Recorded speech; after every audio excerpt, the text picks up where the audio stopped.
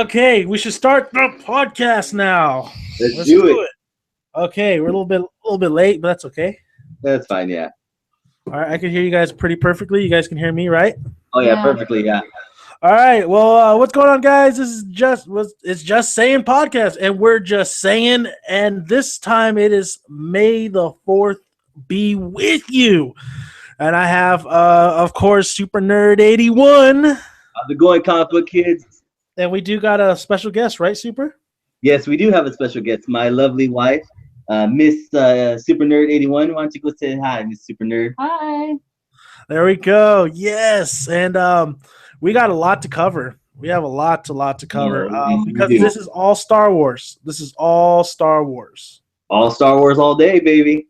Hell yeah. And I know we did a podcast for Star Wars already, but I mean, I just recently caught up to Star Wars Rebels season Nice. 2. Finished it. It was amazing. We also have, we could talk Rogue One once again because how excited we are on that. We talked Yeah. The Force Awakens, and we got theories all over the place as well. Oh yes, we do. And I think Miss Super Nerd 81 right there, Mrs. Super Nerd 81 knows exactly what those theories are. Oh yeah, totally. I have tons of stuff I've been researching and fun stuff to talk about today. Awesome. So, what do you think, guys? What should we dwell into first? Oh, let's. I think we should just dwell in what Star Wars means to us first. That's a good idea to Yeah. kick it off. I would love to hear what it means to you guys. What does it mean to you guys? Oh man, where do I begin, man? Star Wars means, man. I remember when I was watching when I was a little kid. I remember back in maybe being 8 or 9 and seeing those little figures for the first time, and I told my mom, I want one of those, and she's all like, okay, you can get one. And I remember they came with those little coins, and and I was all like, and I got Chewbacca as a coin. They all different coins in, and I remember picking up Luke Skywalker, and I also had a Darth Vader. Awesome. Yeah. I remember the little toys being like a little crappy though. Yeah, yeah. The back toys. I'm like, oh, these things are like little crap. I think that I did have like a Luke Skywalker when he was all black from the Return of the Jedi, kind of like doll figure. That was pretty dope. Those were pretty dope. Yeah, and when I was younger, I just remember we would go to the video store, haha, Yes. and we would rent Star Wars, and we'd watch it in the living room. Me and my mom and my dad and my brother, and it always had a special meaning to me. I always liked the episode with the Ewoks, obviously, because when I was younger, I was more into cute little things, and I didn't probably grasp the entire story of it. But now that I'm older, I very much appreciate everything that it entails. So. No, I just can't win with the Ewoks. Everybody loves the Ewoks except me, apparently. Oh man, dude, we got a good theory about those little cannibal little We'll things. talk Man. about No, a theory even about the Ewoks, really? Yeah, Yeah. I really actually do.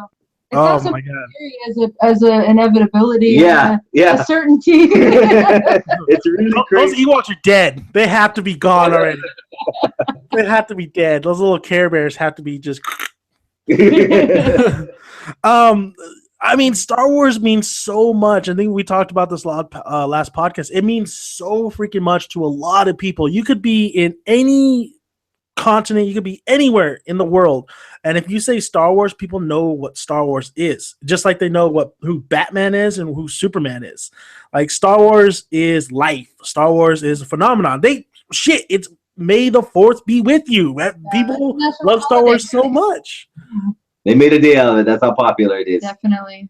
Exactly. And then it's crazy now because we know that of course the original trilogy came out with Han, Luke, and Leia. That was like in the 70s, and then we got the prequels in the 2000s, and I forgot what the Revenge of the Sith was the last one. I think it was like in 2004 or something like that. Around there, yeah.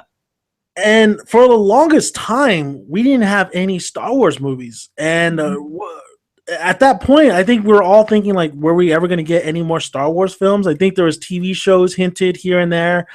And then, yeah, and then we got The Force Awakens. Because Disney took over and George Lucas finally sold this franchise. Of course, he still has a little bit more of the shares and stuff. He's still a big part of it. But yeah, man, like, now Disney has Star Wars. And how do you guys feel about Disney taking over Star Wars? And how did you feel about The Force Awakens? I loved The Force Awakens. Honestly, I think it helped to bring in people that maybe didn't maybe so much care about Star Wars before, because not to be like in a way that it's negative, but just you just they just maybe never thought about it. And this I think this movie did a really good job of bringing in new fans Mm-hmm. and just kind of turning everybody onto it in a way that's relatable to everyone. I love that they had an African American. I love that they had a woman in the main role. I think a lot of that Yeah. stuff is, definitely we've come a long way in that way. No, I agree. Like, I love the idea of Ray being the lead in this one, and then also, a lot of people were pissed when they saw Finn, and oh my god, there's a black stormtrooper. Oh my god, I'm like, really? Like, Yeah. He really? was amazing. Yeah, he was really good. I loved I him. love him. He's amazing. He was an awesome character. He's one of my favorite ones. I don't think he isn't my favorite one, but he's one of them. But yeah, I love Finn. I mean, Finn brings so much charisma, and especially the chemistry between him and Ray and him and Poe. Like, the chemistry's there. The Yeah. chemistry is there. So Yep. I'm looking forward to the future. And you're absolutely right. Is that what this film did for a lot of the new generations and a lot of people who haven't watched Star Wars and were like, Star Wars, who needs that crap? Their boyfriend or girlfriend or whoever dragged them in to see this movie. And watched it. They watched it and they loved it. A lot of people have the same story. They haven't really seen Star Wars. They went and watched it and they said, I like Star Wars. Now I have to go back and watch all the movies. So that's what it did for it. It totally did. I really enjoyed it. I'm really looking forward to the next movie, and I think they just really did a really good job with it. Like I said, I hadn't seen the movies for several years, and I really didn't I was one of those people who didn't really care that much about it, I guess, before The Force Awakens came out. Mm-hmm. So but then when I married my husband, he's really into Star Wars and stuff, so it kind of renewed that for me. I got another one. And he was like, oh my gosh, this is a really big deal. You have to understand how big a deal this is. They haven't had a movie in 30 years. Like, this is a really big deal that it's coming back. And then when I finally started getting kind of excited about it again, when I was in the theater, that passion was there for it. Like, the whole audience, when the da-dun, and then it starts doing the intro, it was exciting. I was like, yes. Like, That's a good way to put it. Like, I'm interested. Yeah. What did you guys see it opening day for The Force Awakens? Yeah, we saw it on Friday. Yeah, we saw it on Friday. Not the opening, because I think they did a midnight screening, but we went to the movies officially on Friday. Yeah, so I guess when it came out to everyone and everyone was able to attend. Yeah, so Friday is when they went to go see it. Okay. What about you? Did you go see it opening day? Yeah, I saw it on Thursday. I saw 7:00 showing, the first showing that they were showing in Santa Barbara. So I went. You went to Santa Barbara? I went to Santa Barbara, and I went with my cousins in a big group, and we went to go see it at this. It's an old theater, but it's in like a very that's where the Santa Barbara Film Festival usually are, where Johnny Depp was there this year as well.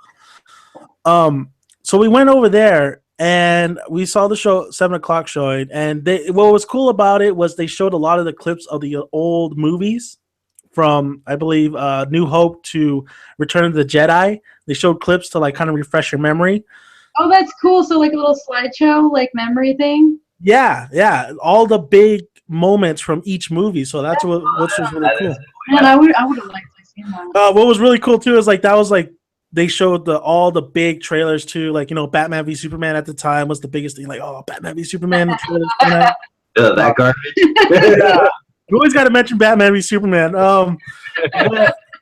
But it was cool. A packed house, of course. I would have liked to sit a little bit more to the middle and to the front, but I wasn't the one that was choosing the seats, so I was a little bit in the back. But still, packed house. You could feel the buzz going around. You could feel the momentum. The bad thing was not because there was another moment I had with Revenge of the Sith when I went to go see Revenge of the Sith a while back ago. That was pretty crazy and intense too, because people were dressed up. They had their lightsabers. I remember that. Yeah, it was a packed house. You felt the atmosphere in that theater. In this theater, it was the same thing, except of course the theater chains wouldn't allow the lightsabers in there, Oh wouldn't yeah. allow the masks, so you couldn't have that too much of a fun. People couldn't dress up all crazy. Um, but we went in there and the atmosphere was pretty good. But once it starts, it doesn't not the Fox logo isn't on there anymore, which I kind of missed a little bit. Yeah. But I just go straight to the credits. And then and then it starts scrolling, and you start reading. Luke Skywalker is nowhere to be seen. This and that. Then you start hearing, "Oh my God, yeah, baby!" Like everybody got. I mean, and then all the little moments in the film, everybody just it got excited. I think the biggest pop that we got was Han Solo and Chewbacca. Yep. Oh, of course, yeah. And the reintroduction of the Millennium Falcon when they're running, like that's a piece of junk, and they're like, "Oh, well, junk will work," and there it is, the Millennium Falcon. We're like, "Oh shit, what the hell's the Millennium Falcon doing right there?" I didn't even know it was the Millennium Falcon. I feel so dumb saying that, but because, like I said, I'm a newer Star Wars fan, I'm kind of learning all this stuff, day by day and more. But it was funny because I was, I told my husband, I was like, "Hey, what's that?" And he's like, "You don't know what that is? How dare you?" Like, I was offended. We had the Millennium Falcon on the profile pic. Did they? Yeah. Oh yeah, that's right. We do. Yeah. Millennium. Yeah, no, it's all cool. It's all cool. Like a lot, that's what's so great is that you're learning though. That's actually awesome because you get to experience. Not a lot of people could re-experience the Star Wars. Everything that it has to offer, and you have an open mind and you're able to say, "Oh, well, okay, this is what the Millennium Falcon is. I've been hearing about this, but damn, this is it's really that's really cool for somebody new coming into these films, especially with people who are watching the original trilogy, like A New Hope, Empire Strikes Back, and Jedi. Right.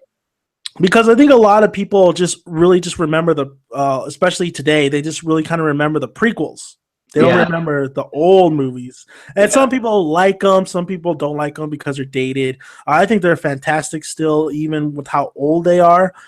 They just have more practicability. And that's what The Force Awakens did. They had practical effects and then they had special effects, and it mixed well.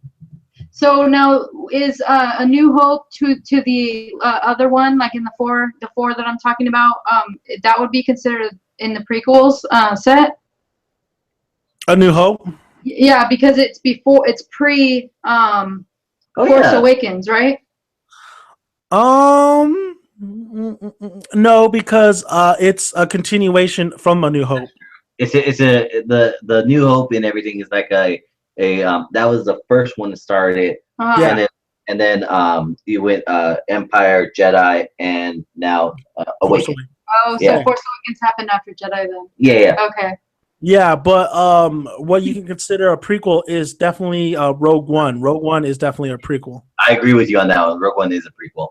Yeah, that one I'm really not familiar, and I was trying to do a little research on it as to what the storyline is. I know that they're planning on trying to find the plans for the Death Star, I guess, to steal the plans for the Death Star. Mrs. Supernerd, all I gotta say is sit back and relax. This man right here will teach you everything. So what else should I be excited about for Rogue One? Because I guess I'm a little bit torn, because I'm like, well, spoiler alert, in case you haven't seen Star Wars Force Awakens, Han Solo's dead already. What? What? There's not going to be How'd that happen? There's not going to be, the people that I'm used to seeing in a Star Wars movie. These are all new characters. This is happening way before, any of the ones that I've ever seen. So what do you think, I would be what could I be excited about for this film? It's not even really a spoiler anymore, because I think everybody at this point either owns the movie or seen it. Yeah, no, I know. I was joking. Yeah, you always gotta say it though, because some, oh, you spoiled it. You ruined it for me. God, you did. Yeah. Honestly, this Han, and this is a prequel, so this is technically a prequel. So this is coming before A New Hope, before we meet Han, before we meet Luke, before we meet Leia. Okay. This is about, of course, stealing the Death Star plans. Now, Where this has me excited, not because the story has me excited a little bit because it's somewhat of a heist film. It's somewhat of kind of a war-like mentality film. That's pretty cool on its own. So I'm expecting more dogfights, more air battles and stuff with ships and stuff. Yeah, because they are Rogue One, and Rogue One is a fighter squadron. It's a squadron. It's definitely, taking it back to like the World War II days. Yeah, what George Lucas intended, even World War One. So what I really got excited for Rogue One is the characters look cool. I mean, people are saying that that's Rey's mom. I don't know for sure. I don't think it is Rey's mom. I hope not. I really hope not. There might be a connection between The Force Awakens and Rogue One. I don't think so. I don't think there's going to be that much connection there. What I really look forward to is, first of all, the cast. The cast looks great. The cast look fantastic. They look. I really think the cast they picked is really great. Forrest Whitaker's in there. He's always a great actor. And this the main actress's name slips my mind for some reason. I've seen her in the Theory About Everything, and she's really good in that film too. So I know she's going to knock it out of park too. The second thing that I'm really, really excited for, and I think this is going to really blow everybody's minds, and I think this might be even better than The Force Awakens. What? Is the visuals. The visuals look fantastic. It looks gritty. It looks real. It's a little bit darker, but it doesn't look too dark. The visuals look fantastic. It looks very practical, and this is the same guy who did the remake to Godzilla. Now, yeah, you're right. Yeah, it's Edwards. Now, the remake to Godzilla, say what you will about the film, if it was good or bad, I'm mixed with it. But the visuals in there look fantastic. And I think for Rogue One, the visuals are going to really knock it out of the park. So what really to look forward to is basically a lot of great action sequences, a lot of great characters that are maybe being taken from the other mythology of the expanded universe, from the books or comics and all that stuff. And then also the visuals. It's going to look fantastic. I guarantee you the trailer already, the teaser trailer, when it was put up, I mean, it blew my mind. It blew my mind on how good it just looks. And The Force Awakens looked great. That looked more fun and entertaining, and that's what we got. But with Rogue One, it's still going to be fun and probably entertaining, but it feels more of a grittier kind of war action movie. Yeah, I definitely agree with that. So this is more like the X-Wing pilots are going to be, fighting in a lot of scenes, and there's introducing the new characters. And are there going to be any of my favorite droids in there, or maybe there'll be some other different? Well, we know that R2-D2 gets the plans from Leia. I wouldn't even be surprised at the very end of this film we see someone like maybe Hanson says Leia or something like that. I wouldn't be shocked if we see a couple cameos between R2-D2 and C-3PO. But what really got me excited is there's a possibility that we might see some Rebels in there, Star Wars Rebels characters. Oh, really? Mm-hmm. We might see some Star Wars Rebels pop up, or even at least mentions of them, because the Ghost Ship is a very vital. They're very vital to the rebellion, so I don't see how they're not going to be mentioned in Rogue One at all. I like Ahsoka Tano. I would like to see her, but I'm sure it's probably. I'm like learning the Star Wars timeline. This universe is so vast. Sometimes I'm lost in it. I'm just like, oh my gosh, when did this happen? When I watched the movies, because I bought my husband an entire series for Christmas. We watched them all together. We did like a long marathon, and I literally would pause it every single time I had a question. I'm that annoying wife, and I was just like, okay, what's going on here? Why are they talking about this? What does that mean? I'm that annoying person, but it also helped me kind of figure out what was going on and become connected to it. Yeah, annoying. The timeline for Rebels is it takes the Rebels show is taking place in the same timeline as Rogue One. Ezra would be a kid, and Sabine and Kanan would be somewhat of the same ages. They would all be somewhat of the same ages. Ahsoka could pop up, but we'll get to that in a minute. If she's gonna pop up or not. But I mean, this is a big opportunity to actually really make this really special and really bring those Rebels characters into it. At least Sabine or somebody like that, or Hera. I would love to see Hera in it. Yeah, Hera's an amazing pilot. She's also really good in the series, and she's also really. I was looking at this book last night about how she's how Kanan and her met, and it was really amazing. Like the comic was really nice. It's the Kanan one. I know it's like a new comic, Star Wars something Kanan. Ooh, I don't even know how they met. I would love to hear that. Oh no, it's really interesting how they met. You know, like I mean, I'm not gonna say anything because it's major spoilers, but it's really, really, really good. Spoil it away. I'll spoil it away right now. But let's finish off with Rogue One and Force Awakens. So you guys have any thoughts? What do you guys think about like Rogue One? I said a lot. What do you guys think about Rogue One? I can't wait till Rogue One comes out because I mean, to me, I like that squadron, the Rogue Squadron, because I played it in the video game. I think it was the N64 when it was on. Yeah, I think so. I played that, and then I like the name Rogues, the Rogues. You know, it's like it's a really cool name, and I can't wait for it to come out. And then when I saw it like a release on for the movie that they're coming out, I was all like, yes, the Rogues are coming. And you know what? There's going to be a lot of I think there's going to be a lot of betrayal and a lot of things. I think there's going to be a lot of twists and turns in this film too.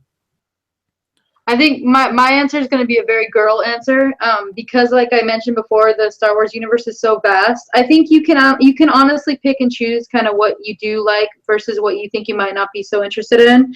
And I'm not really a war movie person, so I probably won't be as excited about this movie as maybe someone else might be. But I can still appreciate it, and I probably likely, you know, when you're married, you kind of don't have a choice. End up having to go watch it anyway. That's right. You never know, though. You never know. I mean, it's just a teaser trailer. I'm just saying, like, the tone feels like a war mentality to it. But because The Force Awakens, I think their job was to play it safe and to get everybody involved. That's why it's so close to the belt of New Hope. That's why it's kind of like beat for beat the same. Right. With the Rogue One, they could do anything. They have the freedom of bringing in the Rebels characters. They have the freedom of going a different route. Just all they have to do is connect the timeline. That's all they have to do. But they could do whatever they want. They have all the freedom. And that's what's so good about Rogue One. It's like, you want to see that. You want to see creativity. You want to see something new that you haven't seen before. Tone-wise, it looks like a war movie, but that doesn't necessarily mean it's going to be a war movie. You're probably going to have a lot of humor in it, too. Yeah. Look at the Marvel movies. Like, sometimes I think it was Iron Man 3. When the trailer came out, I was like, oh, my God, this Iron Man 3 is going to be dark, grittier. It's going to be crazy. And then when I watched it, there is no way that was a dark, gritty movie. It was just humorous the whole way. I was like, this is not what I expected. So Rogue One could dwell in the same realm, and that could be the same case. So give it a chance, or at least I'll give it a chance. Wait till the next trailer. Yeah, I'll have to check it out. Yeah, definitely. I don't even honestly think I've seen the trailer yet. You haven't. I'll probably watch it just to kind of brush up on my stuff. It looks on your Star Wars. Beautiful. Yeah. If anything, it looks very beautiful. Yes, it does. Yeah, people are excited for it. Oh yeah, we're a lot of us are excited for it. A lot of us are excited for that Civil War this week too. yeah. Oh yeah, some of us are. Yeah. Okay, so we talked a little bit of Rogue One and Star Wars: The Force Awakens. I mean, we could talk. I mean, we've talked like everything about Force Awakens. That like, well, we could talk a little bit more Force Awakens because I could talk all day about The Force Awakens. So let's talk a little bit more about The Force Awakens. I'm interested to hear. Did you think that there was anything you didn't like about The Force Awakens? Let me think. You go or you go. To tell you the truth, no. Well, I just wish that they had Luke in it more. I wish they had him like fighting and the lightsabers and everything. And kind of like what you said too. You know, I wish that Luke and Han saw each other before Han I did a video on that too. Yeah. I did a video on that one. It's a missed opportunity, man. It's a missed opportunity. Yeah, it is, and I mean, like, I don't know, like everything else was pretty spot on, but yeah, I just wish that there was more Luke in it, and more, maybe like him, like finding Rey, and not telling who he is to her yet, because I think that's her father. No, let's not go into that right No, now. we're not gonna go into that right now, but I still think that's her father. I'm saying it out loud, and I'm gonna say it till the movie comes out. Oh, well, a lot of people after watching that movie kind of like, dude, that's the father. It has to be. It has to be. There's no other explanation. Well, we'll get to those theories in a minute. What did you guys think about Kylo Ren? Because I know a lot of people don't really necessarily like Kylo Ren. I'm gonna let you take care of this one, honey. I love Kylo Ren. Why do you love Kylo Ren so much? Honestly, okay, so I know that actor from that show Girls on Showtime, and that's the only time I'd ever seen him before. So when they said it was going to be Adam Driver, I was like, who's this Adam Driver guy? When I see the movie, I'm like, what the heck? It's the guy who plays the boyfriend on Girls. So I was just like a little bit surprised about that. And but honestly, I think a lot of people didn't maybe like him because he's unpolished and he's obviously not Vader, you know what I mean? Yet, but he's just starting out. He's just like, he's going through his angsty period where he's kind of torn between the light and the dark, and he doesn't know yet exactly, if he's going to commit to either side. And then obviously the killing of Han Solo, him finally seeing that through, that finally, I think, just kind of put the nail in the coffin, and he kind of fully committed to the dark side. So I think people need to give him a chance because he's I think a lot of people think he's not intimidating. Mm-hmm. I actually think he looks pretty badass when he's walking around in his cloak and his, leather boots and his whole outfit with his helmet and. Love the helmet. Love the mask. Yeah. Yes. His whole outfit is like so like badass, honestly. And the lightsaber really grew on me too. Yeah. I love the lightsaber, man. It grew on me too. Like at the first, I thought I was like, dude, broken, huh? Yeah, like because it is broken. Technically, it is broken. Oh, okay. Because the kyber crystal inside is cracked, and so but I just recently read another one but the lightsaber is actually so powerful. That's why it has the vents because it has so much power. Really? Yeah. Okay. There you go. It's venting, and that's why it has that cross guard because the kyber crystal is cracked and it's producing all this power and. That's what makes the tri-guard is because it's a vent. Those are just two vents. Okay, so that's very interesting. I didn't know that. That makes sense why it's like that because I think before this all came out, before The Force Awakens came out, of course, we're like, what the fuck's with that lightsaber? Why? What is with that lightsaber? Yeah. So I guess the problem is with Kylo Ren too is that he really gets his ass kicked by Finn and Rey. Yeah. Do you guys see a problem with that? Well, I do kind of have a little bit of a problem with that because, you got someone who's not a Jedi and then someone who's like just barely discovering her powers and she like hands him a new butthole, and it's just like wait, you don't have the skill to be a Jedi, even fighting with the lightsaber because lightsabers are very tricky to use even by Jedi and by non-Force users.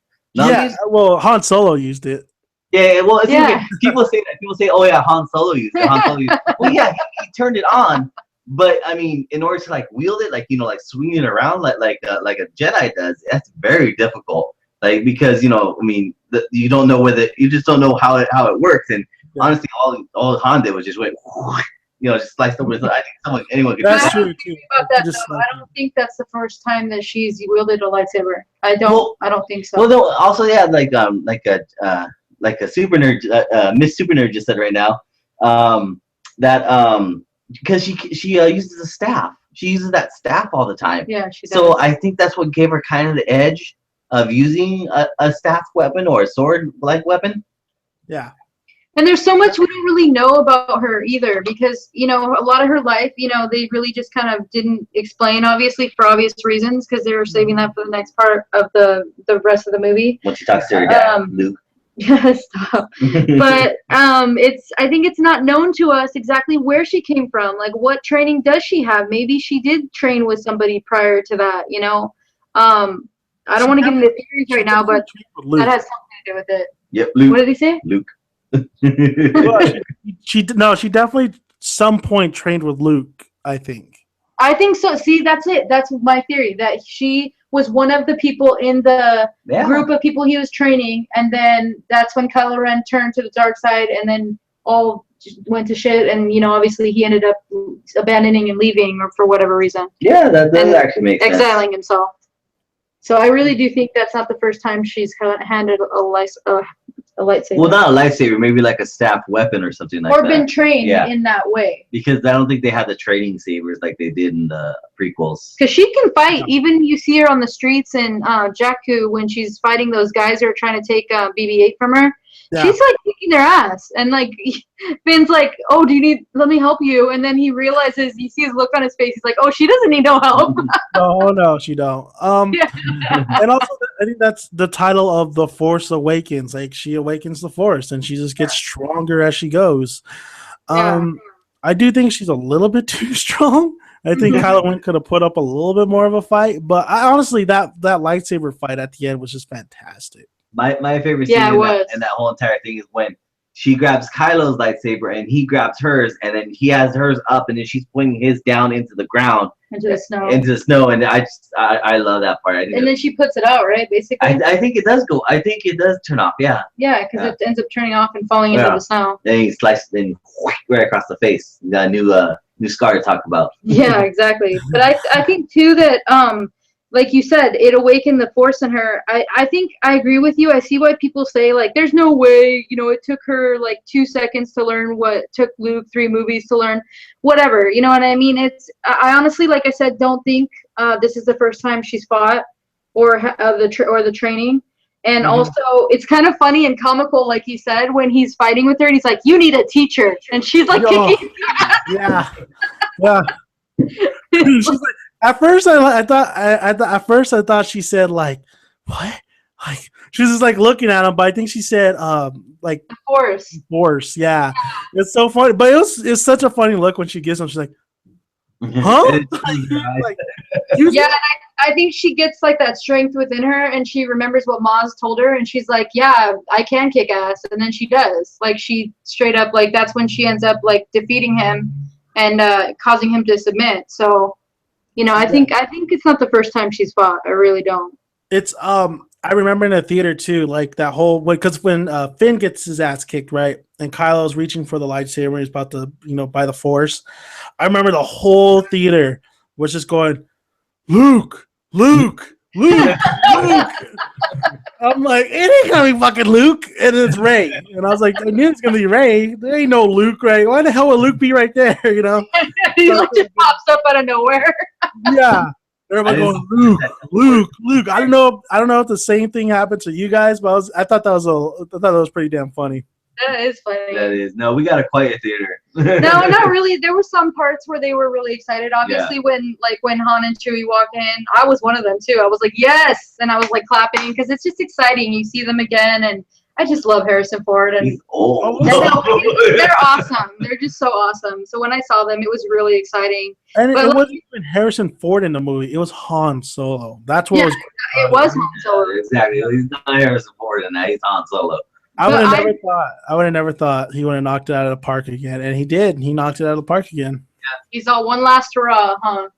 Pretty much. I mean, that was the problem. Like, I would have loved to see. I knew he was probably going to die in this film, but it was too obvious. But it would have been great to see him go into Episode 8.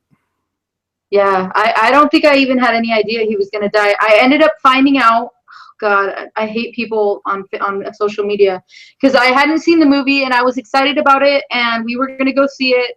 And I look online and some jerk posts in the comments, Han Solo's killed by Kylo Ren with lightsaber, and they post a picture of it. And I'm like, are you kidding me? Like, for real? Everybody just wants to ruin the fun, huh?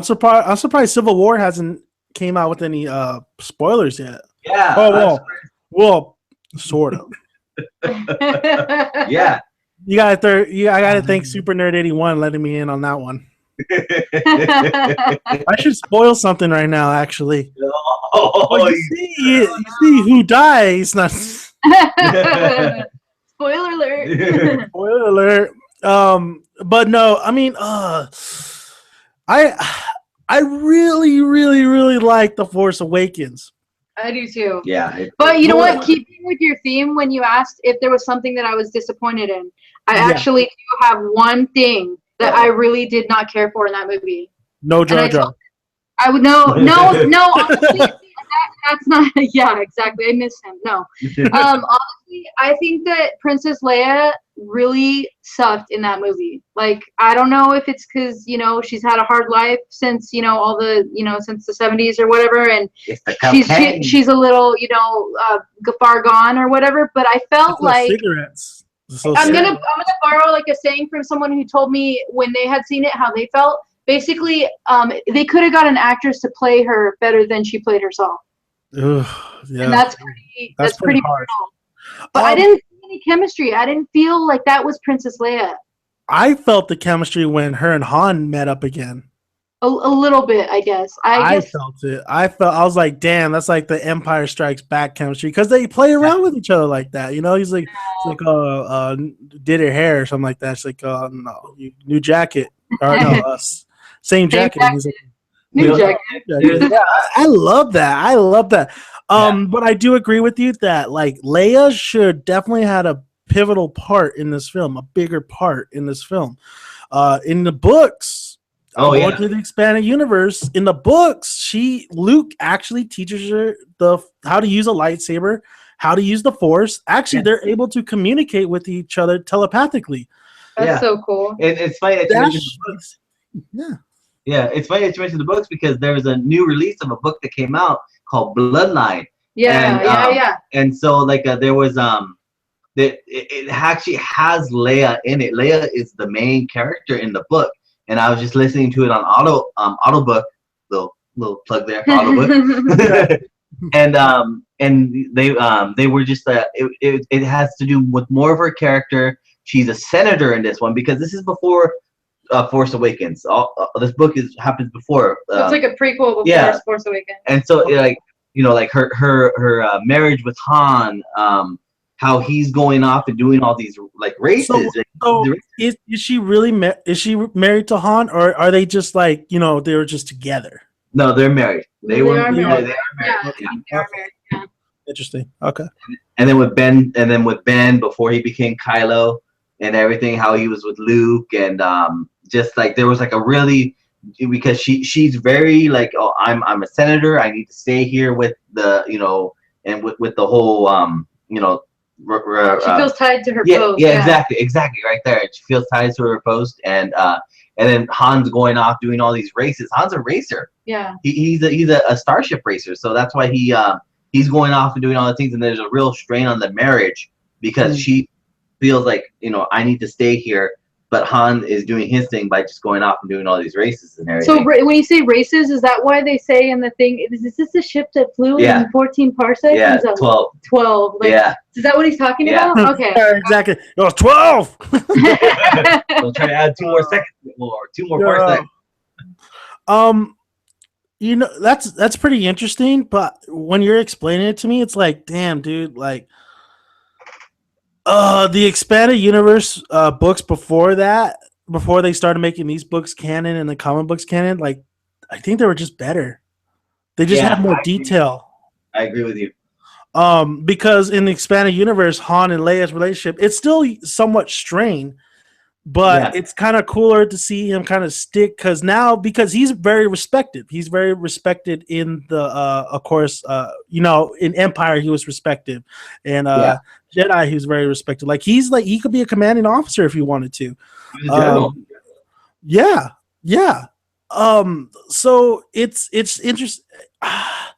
It's hard because I do like the new route they're going with the Force Awakens, but then again, I'm like, I like a lot of things from the expanded universe and that they could really have brought in to this. That's why I thought Han could have been easily died in episode 8, and I think you would have had a better kind of like homage and like so long we know how you feel, but I feel like Han's death in 7, it just didn't feel right. It didn't.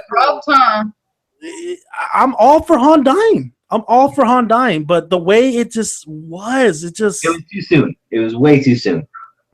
And it was too obvious. It was too obvious. It was the Obi-Wan thing all over again.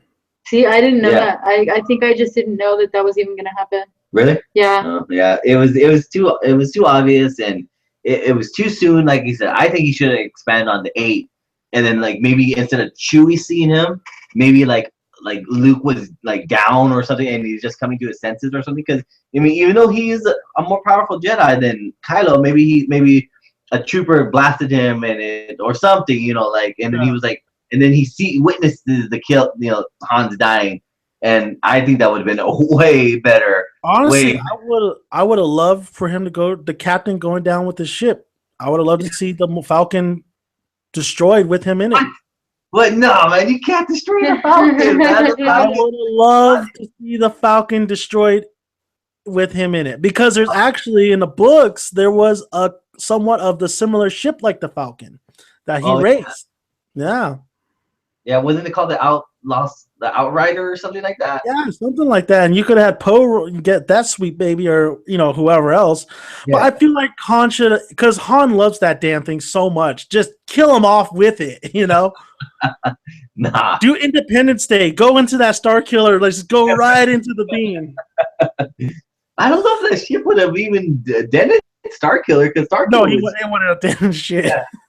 Now that you're saying all this stuff, I'm thinking about it, and I'm like, you know what? This was 30 years after the times when she was. Well, it's not 30 years. That was just how long it took out to come here. But I don't know how long. How long was it after the last of the 4 movies that The Force Awakens, like in the Star Wars universe, would have happened? Oh, It's 30 years. Yeah. Oh, it is 30 years? Okay. Well, because Rey and Finn and everyone are adults and everything. Oh, that's right. Yeah. Okay, so that makes sense. So I feel like I didn't really take into account the fact that Princess Leia is now General Organa. She's probably seen some shit. She's probably been through a lot, and there's probably a lot more I don't even know from the comic books and the canons and the different, obviously, this Star Wars vast universe.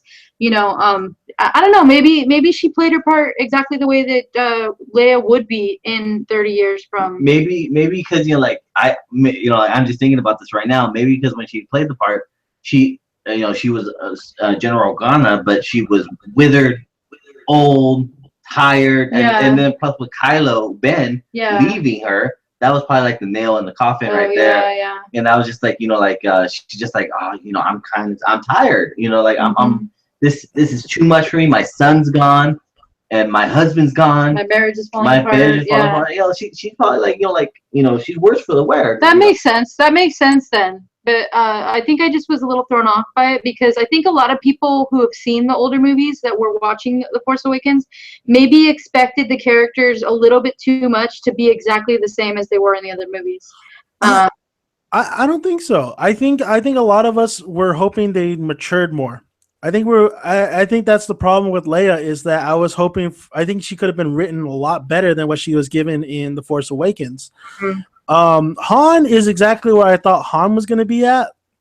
We don't have no clue with Luke. I'm hoping he is more powerful. I'm hoping that he doesn't even have to really touch his lightsaber, that he's so strong with the Force, and that's usually that's what he uses most of the time. He's like a Yoda in that aspect. Yeah. But with Leia, I just felt like you're absolutely right. Like I don't think they gave her enough to do. And I think the biggest mistake was she didn't hug Chewbacca after Chewbacca got out that shit. Yeah, that's true. Because that's not believable, because they definitely have history. So yeah, I like what J.J. Abrams did, but there's a lot of stuff I didn't like what he did. So what didn't you like? Oh, there's so many. Don't get me wrong. I keep telling people, like, they think I hate the movie. I don't hate the movie. I really like where this is going. There is aspects of it that I'm disappointed in, and the aspect is that I would have loved to see all 3 of these the original characters actually together, other than just me really wanting to see Luke and Han at least one more time together. I would have loved to see all 3 of them together at least at one point. It would have been great, but we're never going to get that because Han's dead. And also, it's just way, way too much like A New Hope. Yeah. It is so much like A New Hope. Not only do we get the same kind of scenarios with, like, Obi-Wan and Han and, Rey being Luke, but we get another freaking Death Star. Yeah. Really? Do we really need another Death Star? And that ending fight, the lightsaber fight, is hands down one of the probably the best lightsaber fight in the Star Wars movies. But that Death Star battle at the end is just not. It's you don't even remember it most of the time. Like, it was just there to be there. Yeah. I felt like that could have been better as well. I felt like it wasn't a self-contained movie. It was like a lot of this movie felt like it was setting up for a lot of other things. You know? So it felt like it was setting up for the next movie. So there was a lot of more questions than answers, which could work. It does work somewhat, but somewhat it's like, come on, just why can't you just tell us this? Eventually, you just want to know what the hell's going to happen. Yeah, I got it. Yeah, also, and then, no, go ahead. And then the fact, I feel like I hate that aerial shot at the end. I don't know why, it just bugs the shit out of me. Probably because I'm like a slash director too. Like, I don't like how the shot looks and it just ends like that. I don't like how awkward it is that Rey and Luke are just standing right there, not even talking to each other like for a good 2 minutes. Like, you know, it's just like it would have been. I think it would have been so awesome at that end where we hear exactly what he says in the trailer, where he says, the force is strong with my family. Oh, yeah. With my family, my father has it, my sister has it, I have it, now you have it. And he could have said that to Rey. Yeah, but then it's so funny because when they did that, you know, the whole thing, it went to Finn. Because remember, it was because right after he says that, it was Finn. Yeah. And people were going, "Oh, Finn's gonna be there," but Finn's black though. It's like, how you know, like, you never know. You never know. Like some of that what's it called? Some of that darkness. Maybe like some of that darkness. But honestly, when he was saying that too, the lightsaber was being passed, I think, to Leia too, as well. Or Leia was giving a lightsaber to somebody in one of those scenes. Oh, yeah. Well, I got a good theory about that one, about the whole lightsaber thing. I think the First Order was really a lot more brutal in this movie, in The Force Awakens, than they've been in the past. And I don't know, because I've watched the other movies. Because when they blew up like literally 5 planets simultaneously and killed all of those people, I think it was like a mass killing. Like, I was just like, wow, that's pretty awful. And then in the beginning when they're on Jakku and they're, you know, they have that little alien guy who's like looks all scared and sad and like they got the gun pointed at him and then he's like, the villagers, sir, and he's like, kill all of them. I'm like, damn, this is like, they're not effing around. Like, the First Order is like really like. See, that scene was great. I'd rather have them, you know, go around planet to planet, just take over, like, you know, with stormtroopers and stuff. But when they blew it up with the Starkiller base, those planets, like, who gives a crap? Like, I don't know who those people are. Like, like, if it was somebody I knew, then yeah, I would care. But I don't know who these people are. If Tony Stark was on that planet, they blew it up. Oh, hell yeah, I'm crying. But there was people I had no freaking clue who these people are. So I was like, I don't give a shit. Han Solo's over here. He's fine. Whatever. Just stop him. You know? Yeah. That's how I felt about it. And then another thing was Captain Phasma. They advertised her so much. Yeah. And she was lesser than Boba Fett. Yeah. She was underused. But they think she's gonna be more important in the next one coming out. She's gonna have more of a role. I hope. If she doesn't, then that's the biggest waste in all the Star Wars characters. Yeah.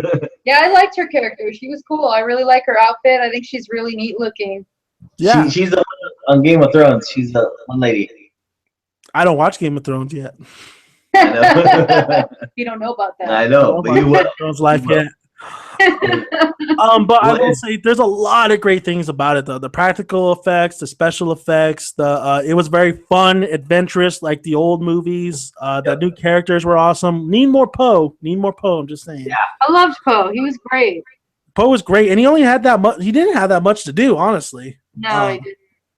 The lightsaber fights were awesome. I really like Finn and Rey, the chemistry they have right there. I honestly think those two are going to get together. I don't know. They are.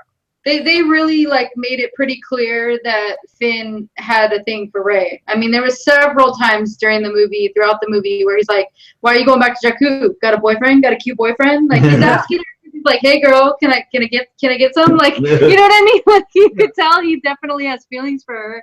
And then they go to what is it, Starkiller? Yeah. They go to Starkiller and try to save her, and he's like, "Well, what did you do when you were here, kid?" He's like, "Sanitation." He's like, "Sanitation?" He's like, "Honestly, I'm just trying to pray." I know, the janitor kicked ass. That's right. Us custodians, we know how to kick ass. That's right. And also, I think we haven't talked about this, and it needs to be talked about because they were advertising the shit out of this thing too. And I was like, oh, they're trying to push you to love it, but I end up loving it, and that was BB-8. Oh, I love him. I love BB-8. He is so cute. Yeah, he is adorable. You little ball. My mother-in-law awesome. and my sister-in-law, when we were watching the movie, you could totally tell that a lot of girls just fall in love with BB-8. They're just like, "Oh, he's so cute!" Like that's why I should be BB-8 for Comic-Con or something. There you go. I'll be so popular. I would be trending in media. Be flicking out a lighter, like waiting for a thumbs up. I'd be the Mexican version of BB-8 though. I have a tamale waiting for you. You bouncing? BB-8 was awesome. Like once he did the thumb, like like I was just like, mic drop, BB-8, you're awesome. You're part of the Star Wars family. Good job. Yeah. No, he was very cute. I really liked him immediately, and he said so much without even like being able to talk, like his little expressions, and when he stuck out his little lighter thing to do a thumbs up, like just come on, like can you be any cuter? Seriously. He was awesome. He's so awesome. He's not my second favorite though, because James, you know, when I say super nerd, you know my second favorite is. Oh yes. Who? I'll let him tell you. Okay. Do we have any final thoughts on The Force Awakens at all? No. Well, some of the theories that we're gonna bring up might tie into that, but later on. But I guess as far as the movie as a whole, no. Force Awakens is awesome. That's all the final thing I have to say about it. Amazing. If you haven't seen it, then where the heck have you been? Oh, we just spoiled everything for you. You haven't seen it. You've seen the movie. We'll get to the theories at the end of the podcast, because there's a lot of theories about The Force Awakens. There's a lot of theories about Jar Jar. There's a lot of theories about this and that. So we'll go. So much fun. Those are so much fun. This is gonna tie in. So RGD2 is my first favorite droid. Yeah. Of course, RGD2 is always gonna be number one because he's so awesome. He is. BB-8's number 3 on my list of droids. Okay. Number 2 is my boy. He's a dick, but sometimes he has a heart, a machine heart, and that's Chopper.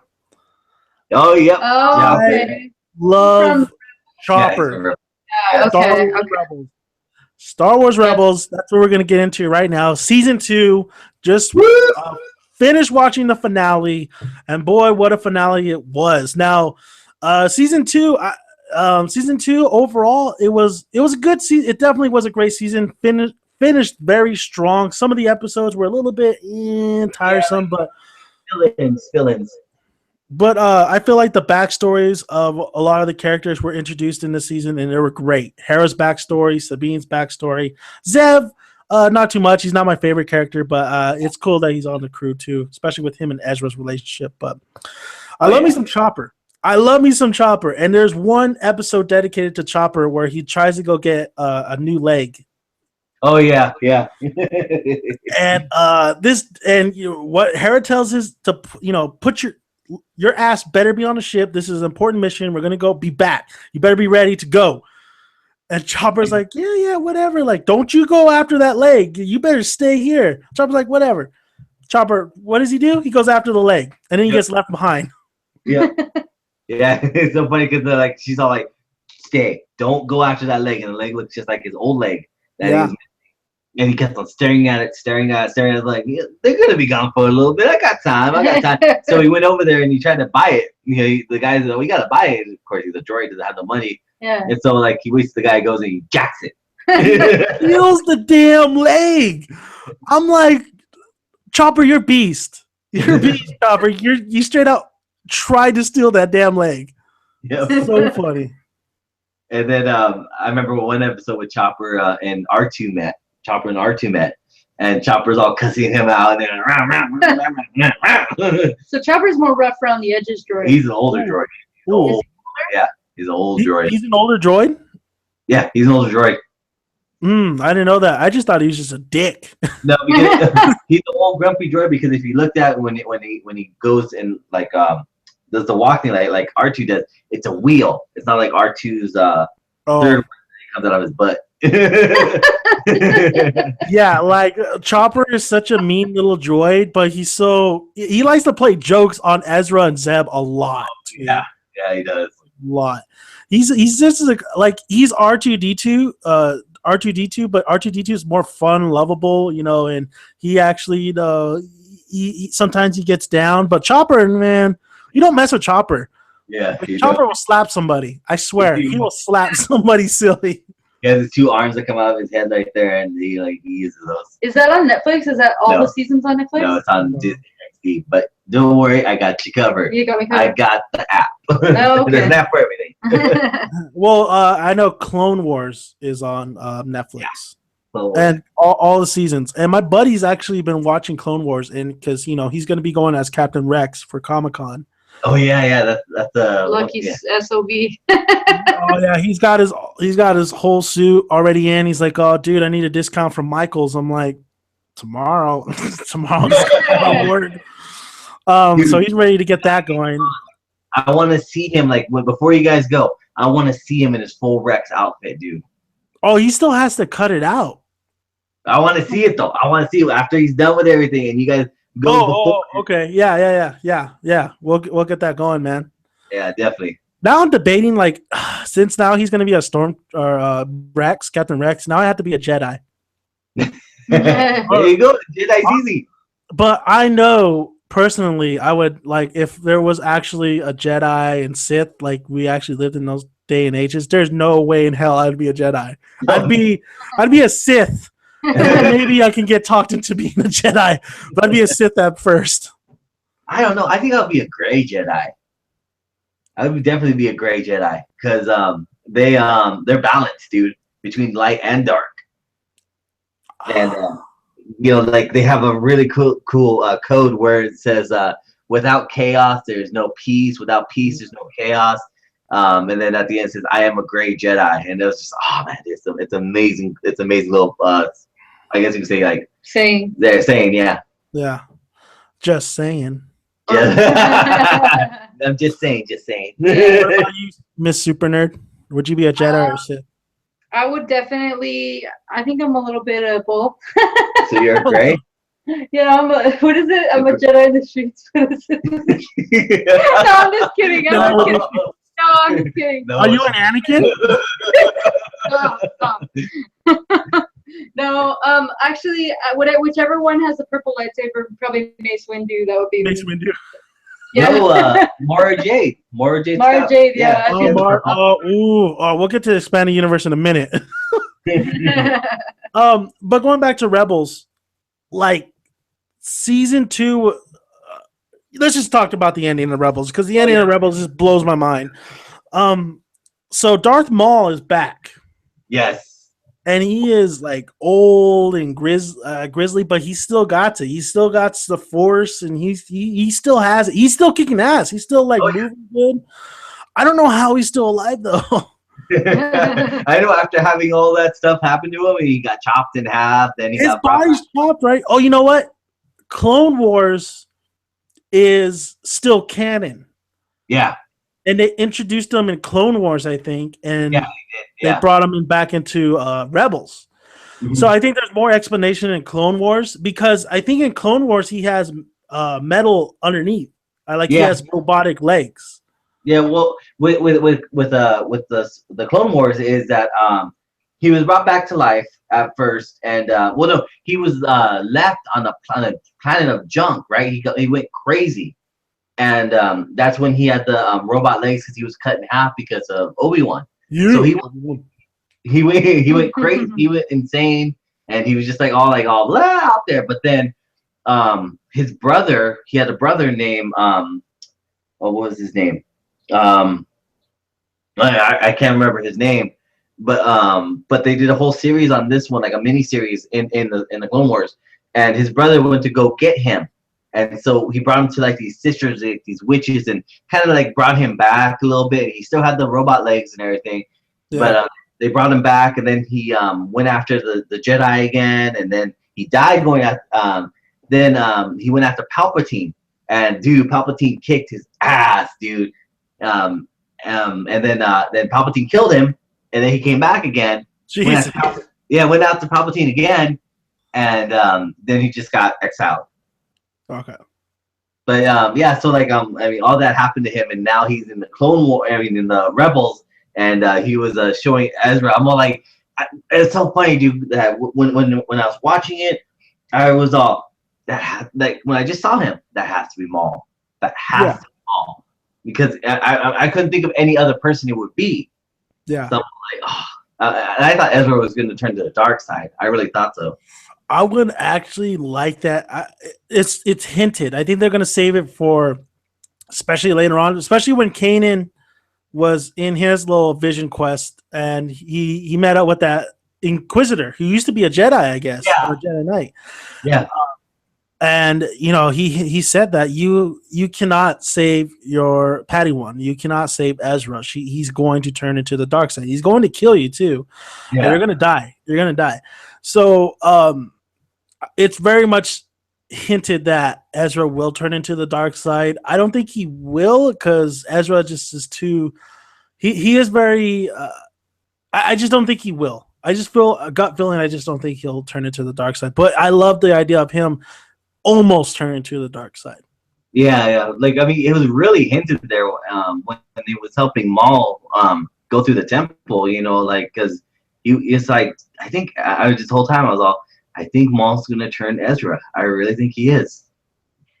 Yeah, there was times where, man, Ezra was definitely trusting Maul. He was definitely trusting Maul. And, it would actually have been crazy if Maul actually was kind of like actually trying to help him. That would have actually been crazy. Because I love that when, Maul is fighting the other Inquisitors and he has Ezra and he has Kanan by his side and Ahsoka and they're fighting these Inquisitors. I'm like, oh shit, man. Like red lightsaber with like these nice, green and white lightsaber. Like that's crazy, man. That's crazy. Yeah, it was. But Ahsoka's not a full Jedi though. No, she's not. He always claims that she's not a Jedi. Huh? She claimed that she wasn't a Jedi. I think I said she was, but I forgot she wasn't. It cut out a little bit. I think I did say she was a Jedi, but I forgot, because I seen a little bit of the Clone Wars. I haven't seen the whole thing, and I guess I forgot that she did. I remember reading that she did leave. I don't know what the circumstances was when she left, but yeah, I remember. I guess she never became a full-fledged Jedi. Yeah. I told James this. I told the Supernerd this before. I was wondering, do you think that there was that she was in love with Anakin? No, I felt that way. Like a little bit of at least maybe an infatuation. No, because when Anakin had her, she was a Padawan and she was a kid. She was still a kid. Not like, a kid, like, when they saw Anakin in episode 1, she was somewhat of like a going into teenage mode, basically. It was just really a respect. Yeah. It was really I think a father-like mentality, of a brother-like mentality. I think more of a brother-like mentality than anything. I don't think there was a romance there at all. It's such a great storyline between those two, though, because it's especially if you watch the Clone Wars and especially if you know that history, it's just like, shit, man, that's Anakin's Padawan, and she's trying that final episode meant so much because I remember watching Rebels when I was able to review it every single week. I said, this is building up to that final confrontation. And I don't know if Ahsoka is going to come out of it alive because we all know, Darth Vader goes on to be Darth Vader. But We don't know what happens to Ahsoka, and this doesn't necessarily mean that she's going to die, but it doesn't necessarily mean she's not going to die. And it's still up in the air. We don't know if she's dead or not. I don't think she's dead, honestly. No, she's not dead. You saw her. You saw her walk in the cave. Yeah, dude, I didn't see her. Yeah. If you remember at the end when everything's collapsing and everything, you see her walk into the cave, and then you see Anakin go off on the TIE fighter. No, the TIE fighter was Darth Maul, and Darth Vader was the one that walked out of the cave. Oh, I could have sworn I saw her. I could have sworn. No, because it was Darth Maul with the TIE fighter, and Darth Vader was coming out of the cave, and that's where the crow was and stuff. That was Darth Vader, dude. I could have sworn, man. I could have sworn. Google it. I'm telling you. I'm actually looking it up right now. I'm telling you, it wasn't Ahsoka. It was Darth Vader. Let me see. I did like that confrontation though. I love that, like, because that moment meant a lot. That moment meant a lot because Ahsoka when they all did their vision quest, Ezra and Kanan, Ahsoka really feels regretful of leaving Anakin behind and not helping him in that time. So she feels like she's the one to blame for him turning like that. Yeah. I would like to see her and I would like to see Obi-Wan. I know we've had Obi-Wan in here just for like a little cameo. I would like to see Obi-Wan in here though. Yeah, Obi-Wan would be nice. Yeah. That'd be pretty cool. But I definitely thought Ahsoka brought a lot to the season. I just needed more Ahsoka in here. I was surprised they didn't utilize her as much as I thought they were going to in season 2. They should have, because like I said, she's a tactician. She's a commander. She knows how to do her stuff. Yeah, she definitely knows her stuff. And what I did love though was because they really brought a lot of the Clone Wars into season 2 of the Rebels. Especially Captain Rex. We got Captain Rex and the clones. I love that. I love how they brought them into Rebels. Yeah, and I loved how they defected. Like they took out the chips in their head, so they didn't follow Order 66. Yeah, and it's funny is that my friend is so into, now that he's got the Captain Rex, he's done his homework, and he told me, and he's been watching Clone Wars. He's like, yeah, everybody they got their chips removed, and he hasn't even seen Rebels. He hasn't seen Rebels yet. So yeah, they got their chips removed, but Captain Cody could have had a chance to get his chip removed, but he didn't. Oh wow. Yeah, he chose not to. So douche. I know, dude. Captain Cody was Obi-Wan's right hand. And honestly, it's Captain Rex number 1, but not far behind him. It's Captain Cody. Yeah, I agree. That's his rival. That's his friend. I mean, it's like an Anakin and Obi-Wan relationship. Yeah, they were both the top commanders of their units. Yeah. But see, here's the thing, though. Here's the thing I'm just thinking about right now. Because Rex was Anakin's commander of his troops. I don't honestly think at all that Rex would have turned on him, because Anakin turned into Darth Vader. No, I don't think so either. I don't think so either, because when Anakin turns, all the troops are behind him when he's going to the Jedi Council. Yeah, so I don't think so either. I don't know where Captain Rex was at the time. I think he does mention it, but I don't even remember where he was at. Yeah, because I was thinking if he left his chip in, he wouldn't have turned, because Captain Rex becomes, like he would be commander of the 501st, which is Vader's private army. Yeah. But now we know that from Rebels, it's not clones anymore, and even in Force Awakens, it's not clones anymore. Yeah, they're all people. Human. Yeah, and I like how the transition, because they might introduce clones in the future. Yeah, that would be really cool. The one thing though, because there's a lot of things to really love about season 2 of Rebels, but there's a lot of things that they had potential, but they kind of let it go. Was that we don't see a lot of Captain Rex in here either. We don't see a lot of we do see a lot of great episodes with them with the Ghost Crew, but later on, like you don't see him as much. You definitely don't see him as much. So that's kind of like a bummer because I really want to see these like the intertwines of the two shows, Clone Wars and Rebels together. It's kind of crazy. Yeah. Hey, okay. Let's talk about now how when Ahsoka saw Anakin through the mask. Yeah.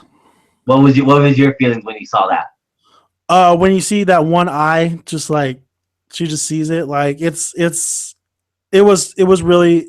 Is definitely that emotional pull that you want from like the two individuals, like from Clone Wars into this, like that final confrontation. I thought it was great. I thought at one little instant you saw Anakin as Anakin, all went away, and now it's Darth Vader as Darth Vader. Yeah, I agree. I saw that, but when I saw that, I was all like, "Oh wow, Ahsoka's seeing Anakin Vader."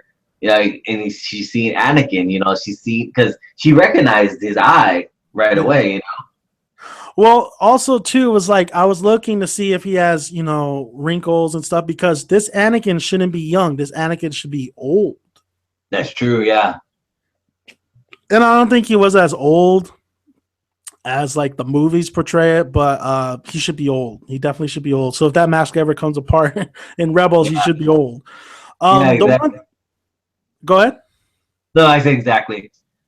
The one thing I didn't like also was I didn't really like Yoda's look because we see Yoda in the season finale. I didn't like his animation. Ears. I don't think the ears were popping out as much either in the look of Rebels. Oh crap, man! I just noticed that. What happened? I just noticed that too. Dude, one of his ears is off. Yeah.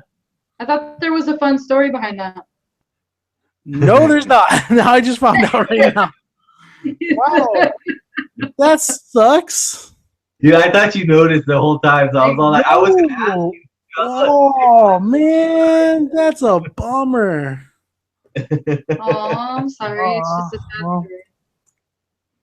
He looks really cool though. Damn it. He's a podcast. The podcast is over. I can't deal with this. The podcast is over. This kid. But going back to Yoda, even though his ear's gone. Going back to Yoda, I felt like they could have done a better job in animation of Yoda, and they could have done a better job in Anakin animation. They should have just kept the Clone Wars look. I don't see why they had to alter it a little bit. Yeah, I think so too. I think they should have kept it because it was a lot better, I think. Yeah, and Ahsoka looks like Ahsoka from Clone Wars, so I don't see why they alter these other characters. Are these owned by Disney, all these series? Yeah. Oh, okay. Yeah. All of them are owned by Disney. Clone Wars is canon still. I think a lot of people were saying, like, is Clone Wars still canon? Because the books are not. But they said that Clone Wars is canon, and that's you see it in Rebels. Rebels is canon too. Yeah. Now, when you say is canon, what does that mean exactly? That means that for someone who's not. They are part of the Star Wars universe. Yeah. Okay. Yeah. So it's not just made up or like somebody like they're adding to the story. No, it's actually part of the history of Star Wars. Yeah. Okay. So it's part of it. So, with Rebels too, like the season finale. I mean, there's a lot of. I mean, so Ezra has the cube, the little thing for the Sith temple. Yeah. So I think that's going to be expanded more definitely in the next season. I think that's where it's going to teeter towards his maybe becoming a Sith Lord or not. I really do think that Ezra though. I started to really grow to really like Ezra since the beginning. Like the beginning, I was like, he's kind of Aladdin from Aladdin. But I'm starting to really like Ezra. But I feel like this dude needs a change. He needs a design change. Like he needs to like cut that hair or something like that to make him a little bit cooler. I feel like it's time for you to grow up a little bit more. Yeah, appearance wise. I would like a lot more Sabine. Sabine's one of my favorite characters in Rebels. Yeah, she's amazing. She's awesome, but I feel like they still haven't really expanded her or really kind of put her. They just haven't. They haven't really grasped it yet. They're almost there. They haven't grasped it yet, though. I feel like they're still just letting us in just a little at a time. Now Sabine is a Mandalorian, right? Yes, she's a Mandalorian. Okay. She's so awesome. Yeah, because they have her armor and everything. She's in her Mandalorian armor all the time. But Boba Fett was in the Mandalorian, but yet he has Mandalorian armor. Oh, well, that's what I say. Like he jacks some stuff, Yeah. No, I think so too. But out of all the characters, I'll touch upon Kanan. So Kanan's blind. Oh yeah. I like that. He's the little Neo in the Rebel universe. I like that. I really grown to really like Kanan. I think Kanan has a great. At first, he was like a little bit of a douchebag, but later on, like you see him caring for Ezra, and you see him really care for the Ghost Crew, like, and you see him struggle because he's not really a Jedi either. Honestly, he's not a full-fledged Jedi. Yeah, no, he's not. He's still a Padawan and everything. And his real name is actually Caleb, not Kanan. Really? Yeah, his real name's Caleb something, and he was and when he got separated, he was a Padawan in when the Clone Wars was going on, and then he was still a Padawan when Order 66 happened, and so so his name's Caleb something, I forgot. Well, I don't like it. I like Kanan. Yeah, he changed his. Well, I'm not using. But yeah, I definitely love Kane's character. But my number one is Hera. Yeah, Hera's awesome. Hera is definitely the mother of the ship. She's awesome though. Aren't they married? No, but you definitely see something going on there, especially at the end. Yeah, they have to have something going on. Oh. I think they are married secretly. You think so? I think so because you know. How did they meet? Come on, spoil it for me. How did they meet? Okay. Well, like I said, when Caleb was Caleb in the a Padawan, and then Order 66 happened after a couple of missions and everything. She sacrifices herself to save him, so he runs off, and then he meets up with the pirate. So he becomes and the pirate tells him, "You're no longer a Jedi. Hide that stuff." So that's why his lightsaber can break apart, and he has in 2 spots, pick up a blaster, and he learned everything from this pirate. So this pirate was teaching him the stuff, and then the Empire caught up with them, and then he killed the pirate, and Kanan survived, and then he changed his name to Kanan, and then that's when he met Hera, and then Hera and him it was just Hera and him. There was no one else. And then that's when they started in she taught him to be part of the rebellion and taught him how to be a rebel. Okay. So and then I think this is just my theory going out because it didn't really tell them that they're married. I just honestly think they're secretly married because the way that they interact with each other when no one's around, when no one's looking, they're like really close, hugging up, and you don't do that with a best friend, Yeah. And I am so all for it though. Yeah, I am too. I like it. I like it. I think that's what makes the show too, is the chemistry that they have as well. Yeah. And honestly, for the longest time, I thought that they were going to really do the romance thing with Ezra and Sabine, but that hasn't been the case at all. I don't even know how old Sabine is, though. That's the thing. Yeah, she's older than him. She's like, has to be maybe like, let's say maybe 18, 19 around there, and he has to be like, what, 15? 16, yeah. 13? 15, 16? Yeah, about there, yeah. I don't think any of those rules apply in the Star Wars universe, though. No, because look at what Anakin, when he first saw Padme, he was like, what, 9 years old, and he said he was like instantly in love with her or something. Yeah. Are you an angel? Shut up, man. No, they explain their ages, and their ages are actually really close to each other. No, I know, but in the Star Wars universe, it's not the same laws that we have on Earth. You know what I mean? It's a fantasy world, so Disney. it's not. You don't know about Palpatine. I'm just saying. Yeah. What about Palpatine? I didn't tell you. What about Palpatine? Is he a pedo? He doesn't he looks like a guy who would definitely like the youngins. Yeah, he definitely does. I agree. Little creeper. No. Rise. Like, why does he always, I don't know. That guy's still Deal with but I will say though, it is confirmed that we are getting a season 3 of Star Wars Rebels, so I can't wait for because I guess it's a hit show. I guess it's doing really good on Disney. DXD. XD, yeah. XD, yeah. So that's great. That's great news because I really do like this series, and I really like the feel of it. It has that same feel as the original trilogy. It has great characters. I just want the characters to be expanded a little bit more and have an overall kind of arc instead of sometimes having little side missions here and there. Yeah. I would like for like a long, big ass arc of like maybe and a lot of twists and turns and just I feel like they're almost there, but they're not there yet. Yeah, I agree. And then we don't really, and definitely what I really look forward to in Rebels 2 is the dog fights. I would think, with the animation, they would have a little bit more epic dog fights, and I'm hoping for more better dog fights as well. Yeah, well, I'm hoping they introduce more ships and damn A-Wings. Exactly. Yeah. Where's the X-Wings at, man? And the Y-Wings and everything, Yeah, I would love that too. So I mean, Star Wars Rebels. I think we can agree we're set for season 3. A lot of great things that could happen in season 3. Hopefully, Kanan and Hera. But yeah, definitely. But I think we're ready for season 3. So yeah. I think it's time to move on. Before we get to the theories, before we get to there, let's just talk just a teeny bit about the expanded universe. Yep.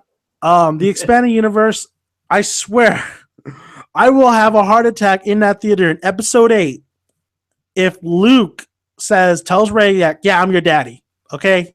Everybody, I'm her daddy. I'm her dad. I'm her dad. But if he mentions the name of Mara Jade, I'm having a heart attack right there and there. Yeah. You don't want her to be the mom? I want her to be the mom so bad. Yes, I do too. That's her mom. That's who Luke falls in love with is Mara Jade. In the expanded universe, we know the expanded universe books are out the window, so there is no Mara Jade in this universe unless they want Mara Jade in this universe. They need to put her in because she does have a big fan following too. So maybe Disney will actually see that and say, "Oh, if I put Mara Jade in here, then the money's gonna come chinging in more." No. I think I read in the comic books that she was sent to kill him, and then they ended up falling in love. Yes. I've been reading the Thrawn trilogy, and that's exactly what's happening. It's like, she's such a great hard nose. She's so completely opposite of Luke, yet there's something there that like you root for and you like a lot because they're very opposite. They have each other's back. That's the difference between a lot of things going. And that's why I should have segment to Rebels to the expanded universe, because this is why I'm talking the expanded universe, because Star Wars Rebels season 3 could absolutely, I'm hearing rumors. This is a go. Thrawn might be the villain for Star Wars season 3. Really? Season 3. Yeah. Oh, wow. They might introduce Thrawn in the Rebel series. And if that's the case, there might be a case for Mara Jade being introduced into the films itself. Man, that would be excellent if they do, man. That would be excellent. Yeah. What was the point when Disney came out and said they were going to throw out all the canons, that none of the other stuff really meant anything, that they're just basically going to do their own thing? I mean, they're pulling some of this stuff from somewhere. They're obviously using some of and picking and choosing what they're using some of the history in Star Wars. Well, exactly. That's what they said. They said that this is not canon anymore, but that doesn't mean we're not going to take some stuff. And they do. They take a lot of stuff from the expanded universe into The Force Awakens, actually. Ben Solo, he is actually, it is very, very, very much like the expanded universe books, where Han and Leia in expanded universe books actually have twins. Yeah, They right. do. Yeah, yeah, They have Mhm. Jason Solo, and then they have Janice or Jaina Jaina. Solo, yeah. Jaina Solo, and Jason Solo ends up succumbing to the dark side of the Force. And Yeah. Jason Solo actually kills Luke's wife, aka and his Mara Jade. He Oh, actually kills Mara Jade. Yeah, he does. man, Yeah, I gotta start reading these comic books. That sounds like really good. so they are. And actually, I have a theory that we'll Uh-oh. get into that ties that into it. But Disney's definitely bringing a lot of the expanded universe stuff into the Force Awakens subtly. They're just changing the names in here and there. Right.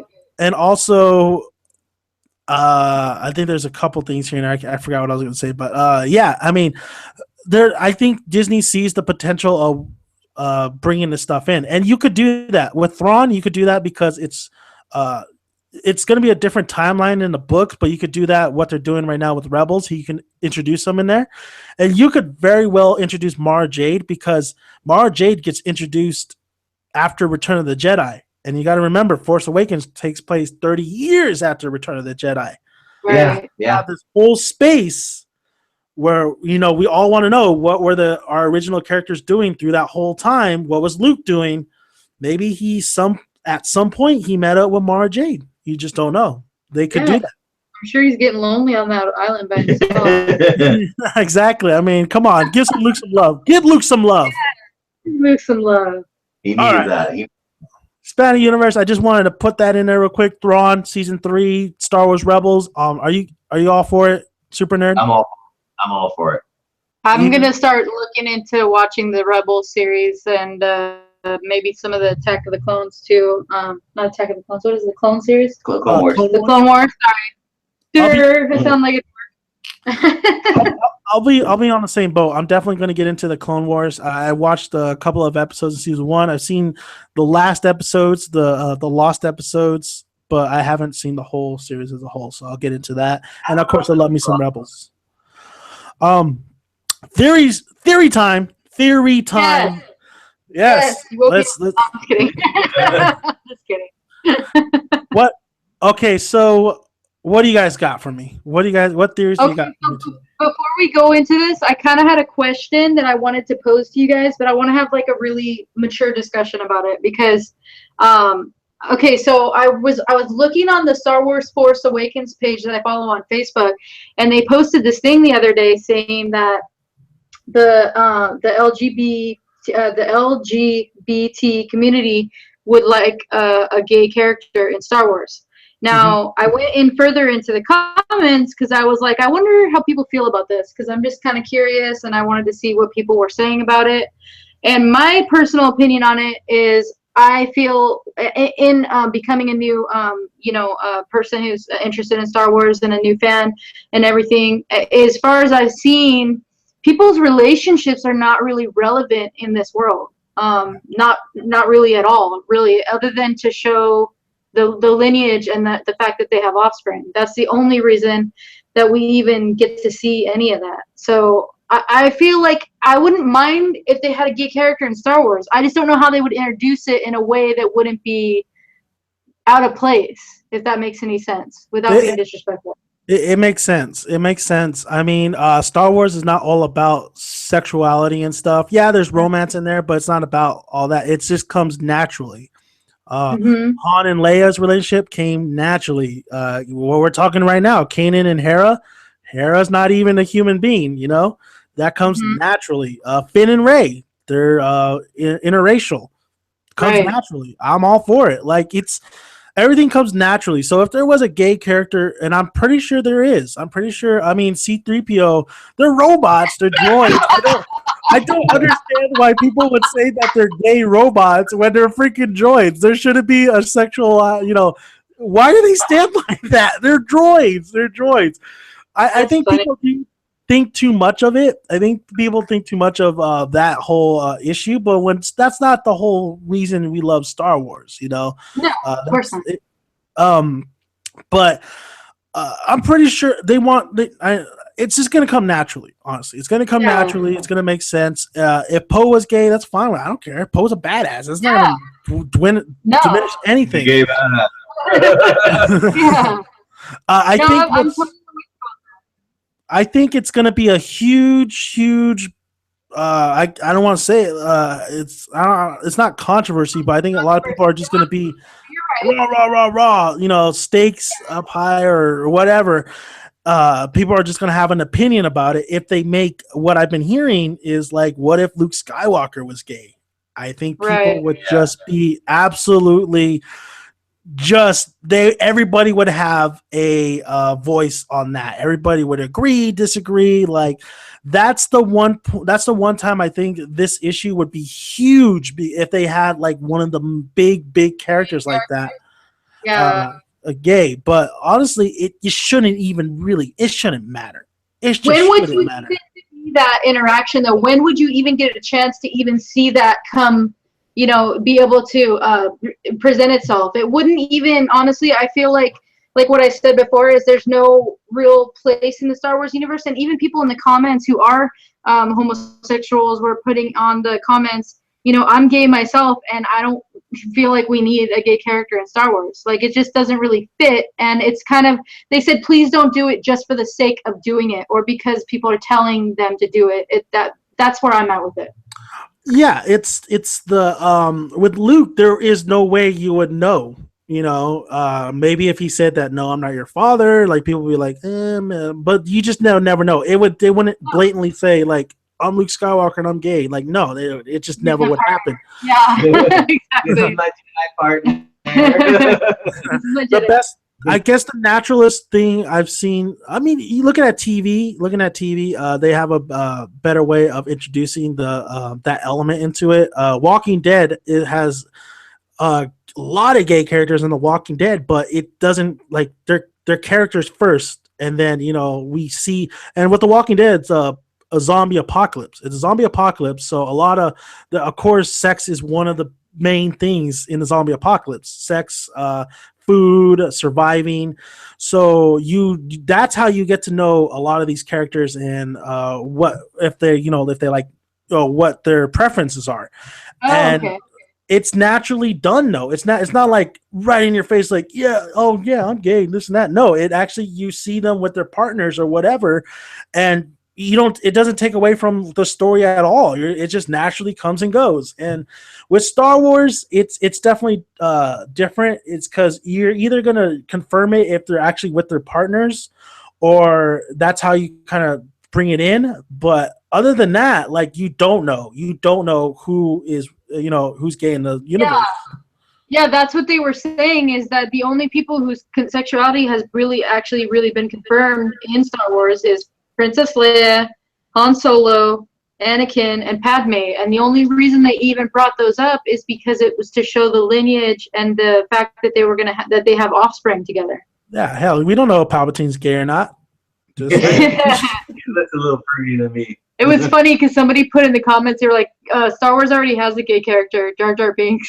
I was about to say too, like Jar Jar Binks is, I don't know, the guy's a little something. Yeah, but like, yeah, it's a great issue to bring up.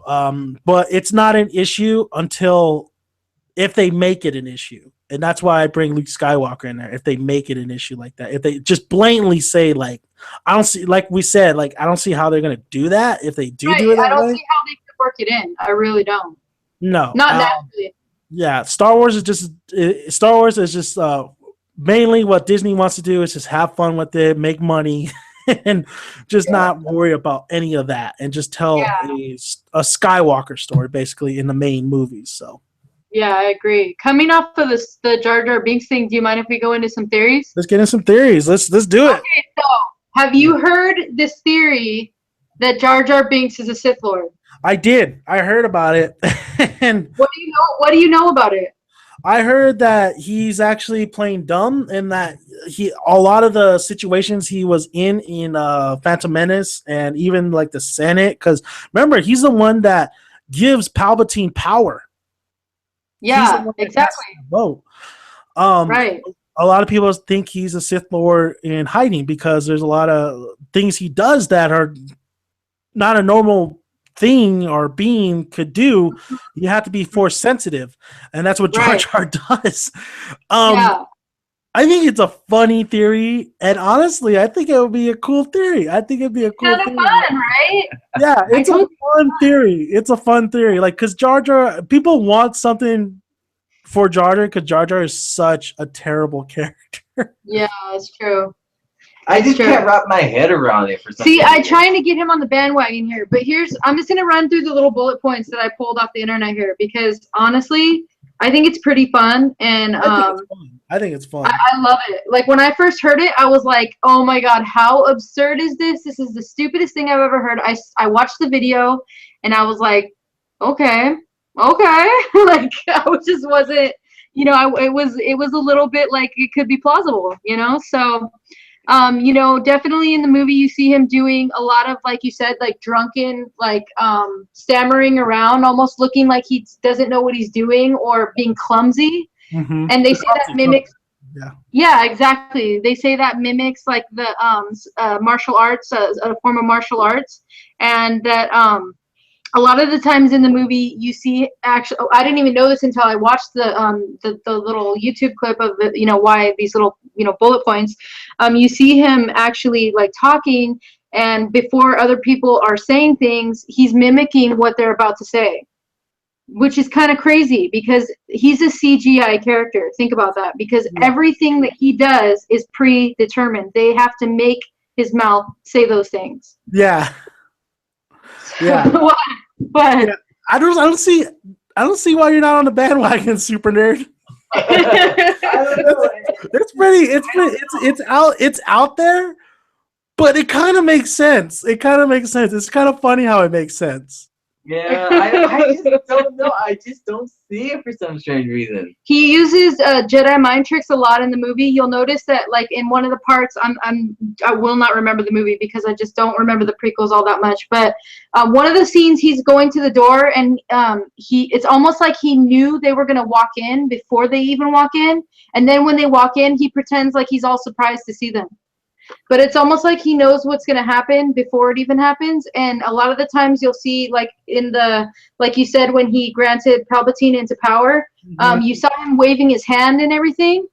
That's him using his Jedi mind tricks and controlling, the people in the Senate and everything to make that call. Yeah, Exactly.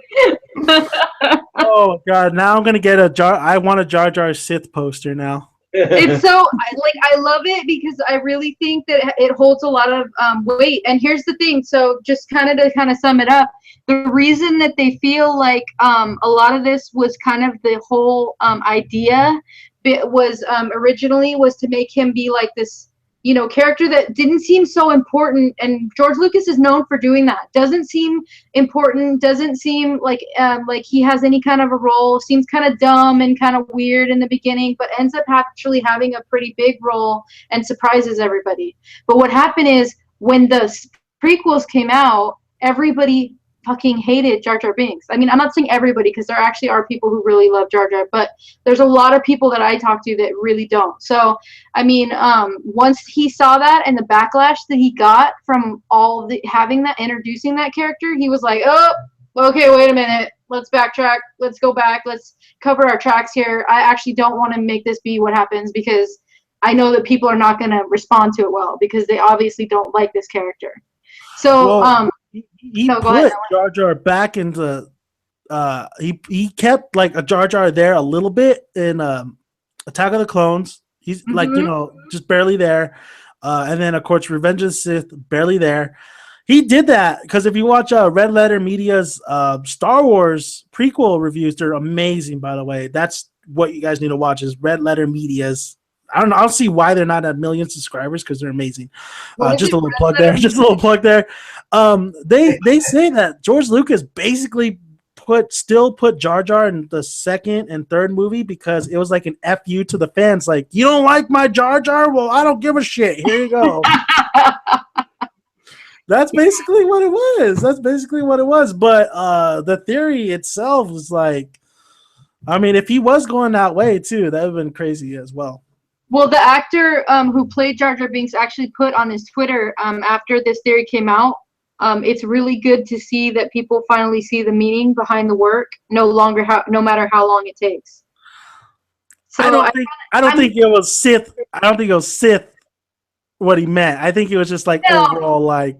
Well, it's kind of just a general statement without getting sued by obviously the people who have the rights to Star Wars. Because I mean, honestly, I mean, it's not like it's not a tell. It's not like that's like, oh yeah, that's confirmed. No, but I just feel like it's such a cool, kind of fun theory because, like I said, the biggest thing I think that got me out of all the bullet points that I went through is the fact that he mimicked the mouths of the people before they said things, because CGI is expensive. I mean, they obviously chose to have him do that for whatever reason, and they had to pay to get that put in there. So it's not like it's something that just like happened by happenstance. They absolutely did it deliberately. So that's kind of crazy. You know, that part I think is the craziest part for me. I still don't wrap my head around it. It's a fun thought. I don't think they were smart. I give it that, but I just don't see him as a Sith Lord. I mean, I know they say he's a powerful one. He's just acting dumb and everything, but you know, I just can't see it. Well, forget Sith Lord. At least co-conspirator with Palpatine. Yeah. Can you wrap your mind around that? Because that's actually pretty close to being true. Every time in every scene in all those movies, most of the time, Jar Jar Binks is with Palpatine. If you notice. Well, no, because when he was told to to elect Palpatine or give power to the Supreme Chancellor, it was Padme that told him to say that. Yeah, but that's where I come in, where I told you that he did the Jedi mind tricks on Padme. That's one of the scenes where he's mimicking and mouthing what she's supposed to say, and then she goes to Palpatine and then she goes to Jar Jar and says, "Yeah, I want to do that," and he's like, "Yeah, right on. I know you do because I told you to do it." Pretty much. I mean, he doesn't have to be a Sith Lord. No, but I mean, you know, at least a co-conspirator with Palpatine, I could totally see it. I really could. I think you just don't wrap your head around it not only because it's Jar Jar Binks, but the look of the character is just so. It's Jar Jar Binks. Yeah, it's just I don't know that look of Jar Jar Binks is just like you just because you expect somebody with that power to be, it's kind of crazy. It makes more sense too. Because, like in Empire Strikes Back, Luke went to go look for Master Yoda. He's never seen Yoda. He thought Yoda was this strong warrior. And then when he gets to the Daegu planet, like Yoda's this little green guy. He's like, acting weird, right? Exactly. And he's acting all weird. So Jar Jar, is this creature he acts stupid. He looks stupid. He steps on dog shit or whatever shit that was. But don't judge a book by its cover, I guess. Yeah, that's true. Okay, I still see it, but I do see your guys' points. Well, I think it's like what he said. I think it's just because of it's the character. If you were to actually watch the movie, like if I'm watching like some of the prequels and I'm watching Jar Jar, I'll probably be like, oh man, that theory is seeming more and more less plausible because it's so hard to imagine. But if you go through the actual reasons that somebody came up with that theory, it's actually really holds water. It really does. I see it maybe leaking a little bit. It can't hold the water. Maybe a Dixie cup? Dixie cup full? Yeah, Dixie cup full.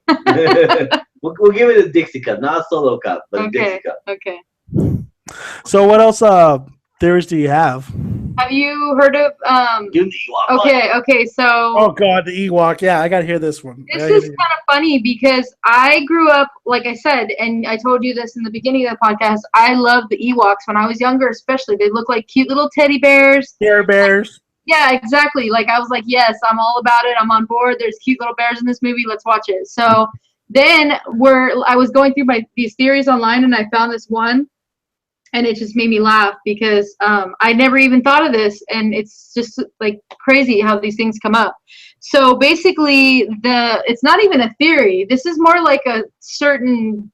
I mean, it's just basically a certainty. Basically, what happened is, sorry, I'm reading it while I'm talking to you, but I'm also Endor. Yeah, when they're on Endor in the which movie is it, babe? Return of the Jedi. Return of the Jedi. Remember when when Han and them are being tied up, hog-tied and being put over the fire, the Spitfire? Yeah, they're gonna eat them. Yeah, exactly. So obviously, and they're pretty like tied up pretty well too. So obviously, this isn't their first man feast. You know what I mean? Here we go. The Ewoks definitely eat people. They absolutely eat. Well, I wouldn't just say people. I mean anything, but I mean humans are definitely a delicacy for the Ewoks. So just read it, baby. Just read it. It's funny because in the end of the scene when they're all celebrating because the Death Star blew up. It's funny because you remember how they're like drumming on the little the stormtrooper heads, like helmets. They ate them. Yeah. Oh, wow. So they're not celebrating the collapse of the dictatorship. Basically, they're celebrating because thousands of pounds of fresh meat just dropped into their laps. Because they don't care what's going on in the galaxy. They don't have any concept of the Empire. They really could care less. They're just pretty happy that they have, basically don't F with the Ewoks. They're just literally going to eat you for lunch. They do. It's the truth. It's absolutely true. Well, that could definitely happen. that definitely makes sense. Their first human meat though must have been like super weak because those Ewoks you could easily kill those Ewoks. Those Ewoks actually, it says on the theory that they're actually fierce warriors. They are fierce warriors. Yeah, they're little Care Bears with little rainbows. They're fierce warriors. It says on there. They know how to get down. I mean, they make booby traps and everything. Yeah, I mean, yeah, they're going against people with armor and people with blasters and tech and all that stuff. But you take that away, you pretty much food to them, man, because they know how to use spears. They know how to use all that primitive stuff. They're Ewoks. I'm not a fan of the Ewoks. I don't care if they're man-eaters. It makes sense, though. It makes sense that they would. Man, people with their theories, like they connect the dots. It's not really a theory, though, because where did they get all those stormtrooper helmets that they're banging on at the end? Well, wouldn't you think that the Ewoks would straight out kill Leia right away? Yeah, but no, she befriends Wicked because she feeds them. Yeah, those things, they definitely have their heart in their stomach. So if you feed them, maybe it's like a dog. You feed it and it just loves you. Yeah. And they have some intelligence. They're not completely dumb. They're not, yeah. Yeah, definitely, so you're like, I mean, like. Well, I mean, they were celebrating with them, though, because the stormtroopers were freaking murdering all the Ewoks, too. So it's not, and you're right, they have intelligence. Like, they went along with Han's plan. Yeah. Mm-hmm. So I think it wasn't just because of the meat. I think it's because we just kicked their asses because they thought they can kick our asses. So I think it was more of an underdog too. And we got food out. We kicked ass and we got some food. Maybe a little bit of both. Yeah, one stone there. So yeah, they probably are. They probably are man eaters though. Yeah, they are. So let's talk about the main theory that everybody wants. I want to know what everybody thinks about this because I have two different theories and I just really want to know what everyone thinks. Who does everybody think that Rey's dad is? Supernerd, I know you've been wanting to talk about this. Go for it. It's Luke, okay? It's Luke Skywalker. Luke Skywalker is Rey's dad because there's no other person in the Star Wars universe. They were saying, oh, they might be like an offbeat character from like the comics that really don't make sense. And then one said, oh, it's Wedge and Wedge is his best friend when he was fighting in the ship. Oh, it's Wedge's daughter. It's like, no, it's freaking Luke's daughter. I will defend that till the movies come out. And they said it was Wedge's daughter? Yeah, they said it was Wedge's daughter. Like one theory says it's Wedge's daughter. Yeah. And so it's just like, no, it's Luke's daughter because one, she's infused with force power, and yeah, I know the whole thing where Jedi's, they're not related, or like not being related. They, they're out there. Force sensitive people are out there, but it comes so close to the hip that it's Luke's daughter. Like she's strong with the force. Luke was strong with the force. Anakin was strong with the force. that bloodline is strong with the Force. I mean, the midichlorian count was off the chart when they first met Anakin when he was a little kid. It's like, come on. Yeah. Count. Dang, Oh my god, we gotta do a podcast with just talking prequels. Yeah, I know. There's only a few things I like about those prequels. What? But like, you know, Super Nerd. I mean, who's who's the mom then? They're either gonna introduce that one girl from Rogue One, or they're gonna bring Mara Jade into it. And if they don't, then they're just gonna bring someone else who's gonna be her mom, like just some like random, just some random hooker probably. Stop, really, really. Well, I heard a rumor that another theory that Obi-Wan had a daughter, and maybe that daughter hooked up with Luke, and because Rey moves like Obi-Wan, she sounds like Obi-Wan. Maybe she's a descendant of Obi-Wan. Ooh, I've heard that. That is a good one. One. I've never heard that one. Mm-hmm. That's a good one. That is an interesting one. It is interesting.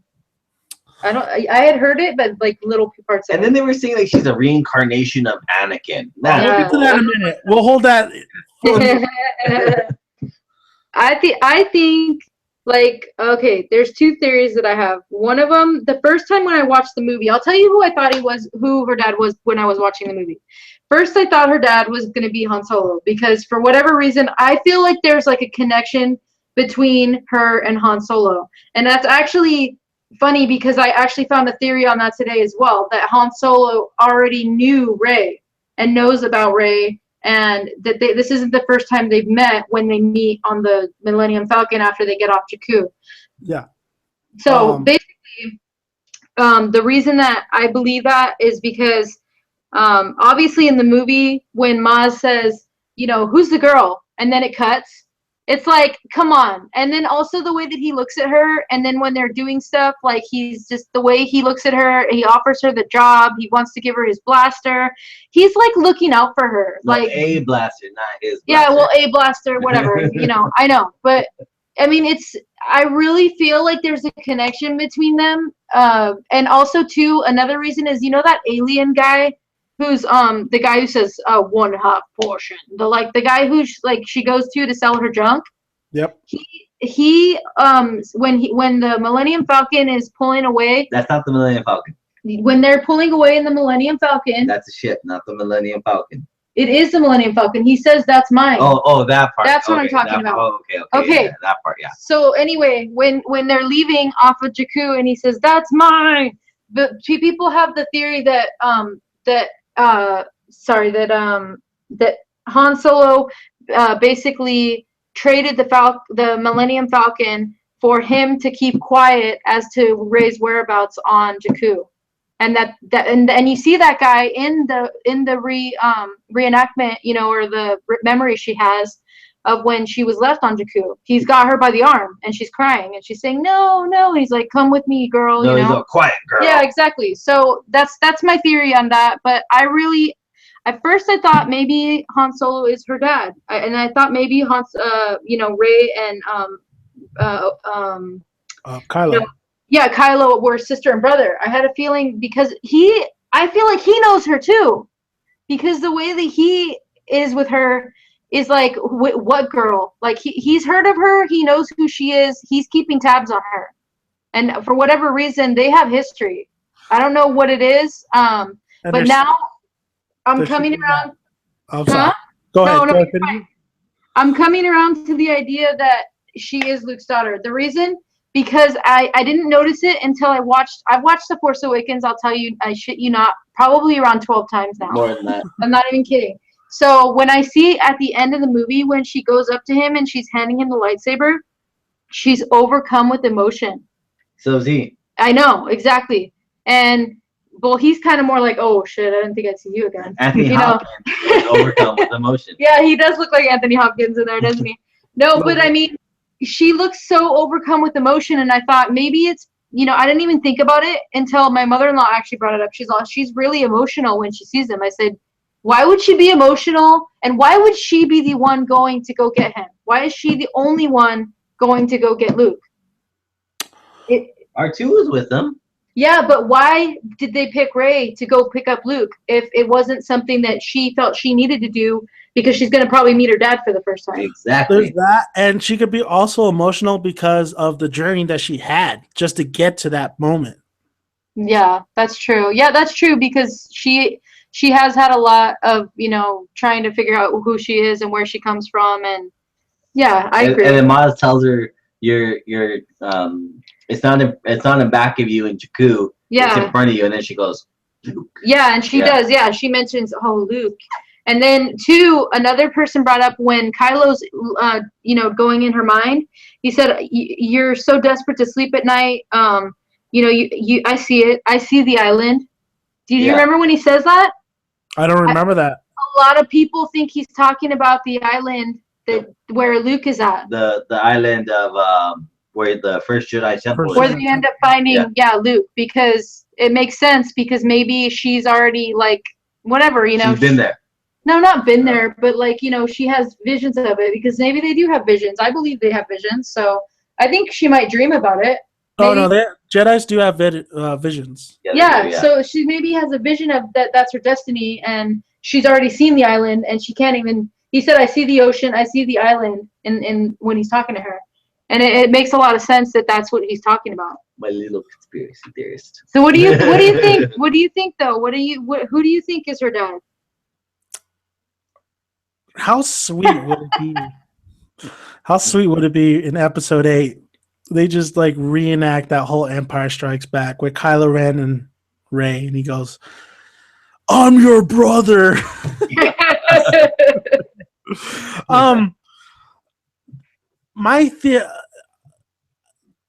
Going into this, I want this other theory that I have, and I actually made this up myself. I haven't seen anybody. Yeah.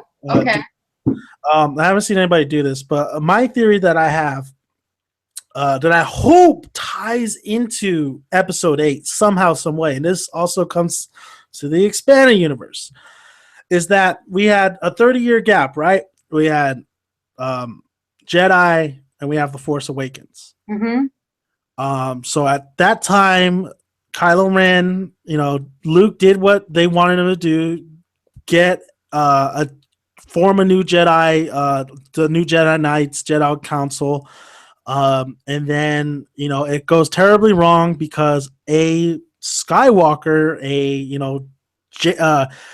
Ben Solo, aka Jason Solo, in my opinion, kills all the Jedi, and then of course they have to bring Rey, and I saw that part. I did see where the guy with the portions has little Rey. He does have little Rey. I caught that on right away. And that's a great theory, though. That's a really great theory, because what a coincidence that is that the Millennium Falcon happens to be where Rey is at, right? He's saying exactly what they said. Yeah. What's what is the freaking luck that it would be on the same planet as Jakku? What's the luck that he would show up right after they get up in the air and they're going off of the planet and knows where the Falcon's at? So you think that thing where he says he got it from here, he got it from him? He's lying. Yeah, he's lying. But then she knew. But then she said too. She's all like, "Oh, I stole it. They stole it from him. Stole it from them. I stole it from him." Well, maybe he told her that. You don't know. Yeah. But apparently, he's really looking after Rey. So. I definitely think they knew each other prior. I really do. I think he knew of her whereabouts, and it makes a lot of sense that he would give up the Millennium Falcon as collateral to keep to have that guy keep quiet as to where her whereabouts are to keep her safe. Yeah. I think it actually makes a lot of sense. Yeah, because I think, come on, they're gonna really steal the Millennium Falcon away from Han. Yeah, exactly. I can't see anyone stealing anything from him. Come on, he shot first. Okay, so let me get back to my theory real quick. Okay. So we have Ben. He kills off all the Jedi councils. Rey gets stuck in that planet, this and that.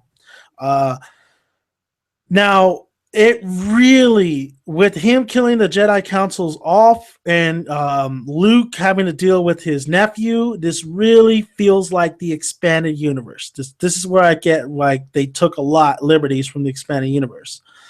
So what if at that time, before Ben turns on Luke, because Ben is Luke's, that's his apprentice, and that's his master. Right. What if Luke is married to Mara Jade? They had Rey. Mara Jade finds out that Ben is collaborating with Snoke and is going to tell Luke, but Ben ends up killing Mara Jade. And then that's the day where they end up killing the rest of the Jedis. Mm-hmm. And then that's where Luke decides we need to place Rey. So we need to get her out of here. Right. So I think, honestly, that it is Luke's daughter, and I'm hoping it is Mara Jade's daughter as well. That's how you could bring in Mara Jade into the universe, because that timeline fits perfectly. And that actually is one of the stories in the expanded universe where Mara Jade finds out that Jason Solo turns to the dark side. And Jason Solo ends up killing Mara Jade. So you could actually still have a Solo kill Mara Jade, and that could be Ben killing Mara Jade, and then that could be him overtaking all the Jedis and killing them all, and Luke having to scramble. Really, yeah, I like that. That is actually a really good theory, dude. Really good. I like if they would go that route. Does that mean they are going to go that route? No, I don't think it's. I don't know if they are going to or not. I mean, then that means they would have to find somebody who. That means they would have to either DH Luke Skywalker or just have Mara Jade in that flashback. They're going to do something. They have to do something apparently to really connect the dots. Why Rey's in Jakku.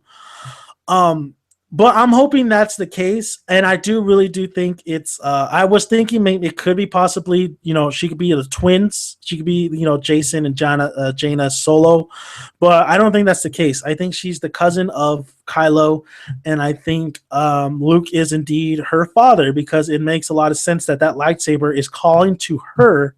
Yeah, exactly. And it makes sense too that she's very strong with the Force, like the Skywalkers are, and overall that meeting, it makes sense for them to wait until the very end for Skywalker to be at the very end, Luke to be at the very end, so they could reveal it in Episode 8. Well, you know how they say the Skywalkers are strong with the Force, right? Yeah. Kylo's a Skywalker, but he's not. Doesn't seem that strong with the Force. But he's a Solo too. Well, you know what?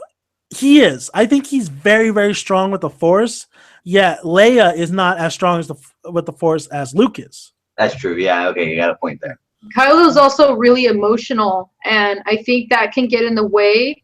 That's why they say that you're not supposed to really be as emotional when you're a Jedi or a Sith. When you're a Sith, you can be that. You can? Yeah, but not when you're. Oh, I didn't know that. Because that gives you your strength, your anger, your anger, your frustrations, your fear. That leads to strength. You come over that. So they build on that. They build on their emotions. Well, they touched upon it in the film that Kylo is ripped apart. He is struggling from the light and the dark. Dark. He is dark right now. Yeah. So we haven't really seen somebody just struggle with a light actually trying to pull him back. Right. We haven't seen a Jedi, Sith at all like that. We haven't seen a Sith like that. So I think this is what's diminishing him too, because he can't really concentrate. Final blow to Han Solo, you could say that, yes. But that barely happened. That happened quick because he goes right away after that, after Rey and Finn. And you got to remember, Kylo was injured by Chewbacca. So yeah, that's right. Yeah, shot. Yeah, he was actually. They say that he was hitting himself because it gave him more power, when he was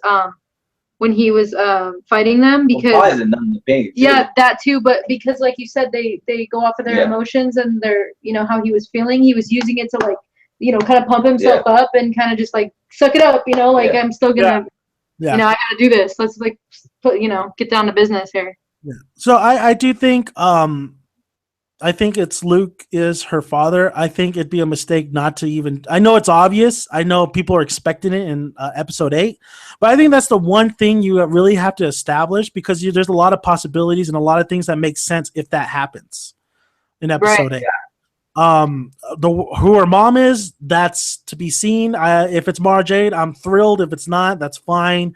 But I think that connection between Rey and Luke, I think that has to be done because I think we all feel like it needs to happen. I think that we all feel like the journey that she had, and then just finally meeting Luke, and then just overall that makes having that would definitely it would definitely what's the word I'm saying looking for it just wouldn't make sense. It would definitely redeem all the stuff that having to wait for Luke at the end of The Force Awakens. It would make it not be in vain too, the fact that Han Solo died during all this and all this other stuff that's happened and leading up to this. Yeah, maybe he was looking out for it. He's the uncle. Maybe he did know that was Luke's daughter. Who knows? I mean, I really think he does because like I said, Maz is sitting there and she's like, who's the girl? Yeah, and I like how you brought that up because that's the one big clue. Because we don't see that interaction when Han's like,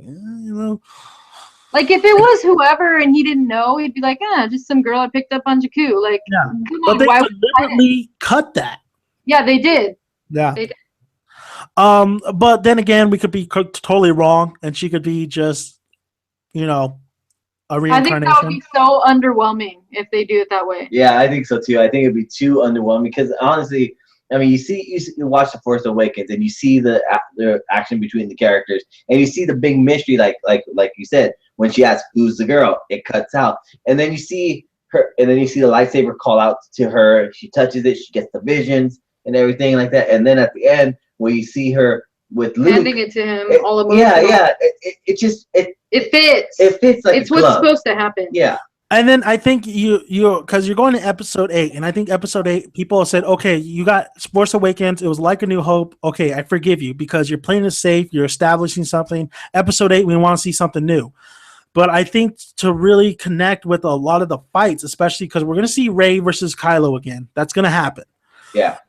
If you're going to have that fight again, we already have history of those two fighting. How big of an impact would it be when you now know that they're cousins?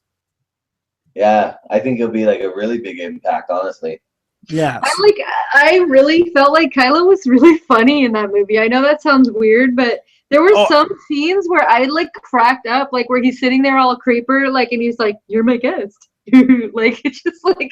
No, I mean, after watching the SNL skit of Matt, I can't take that guy seriously no more. I know a lot of people can't. I almost feel like that was counterproductive to him trying to be.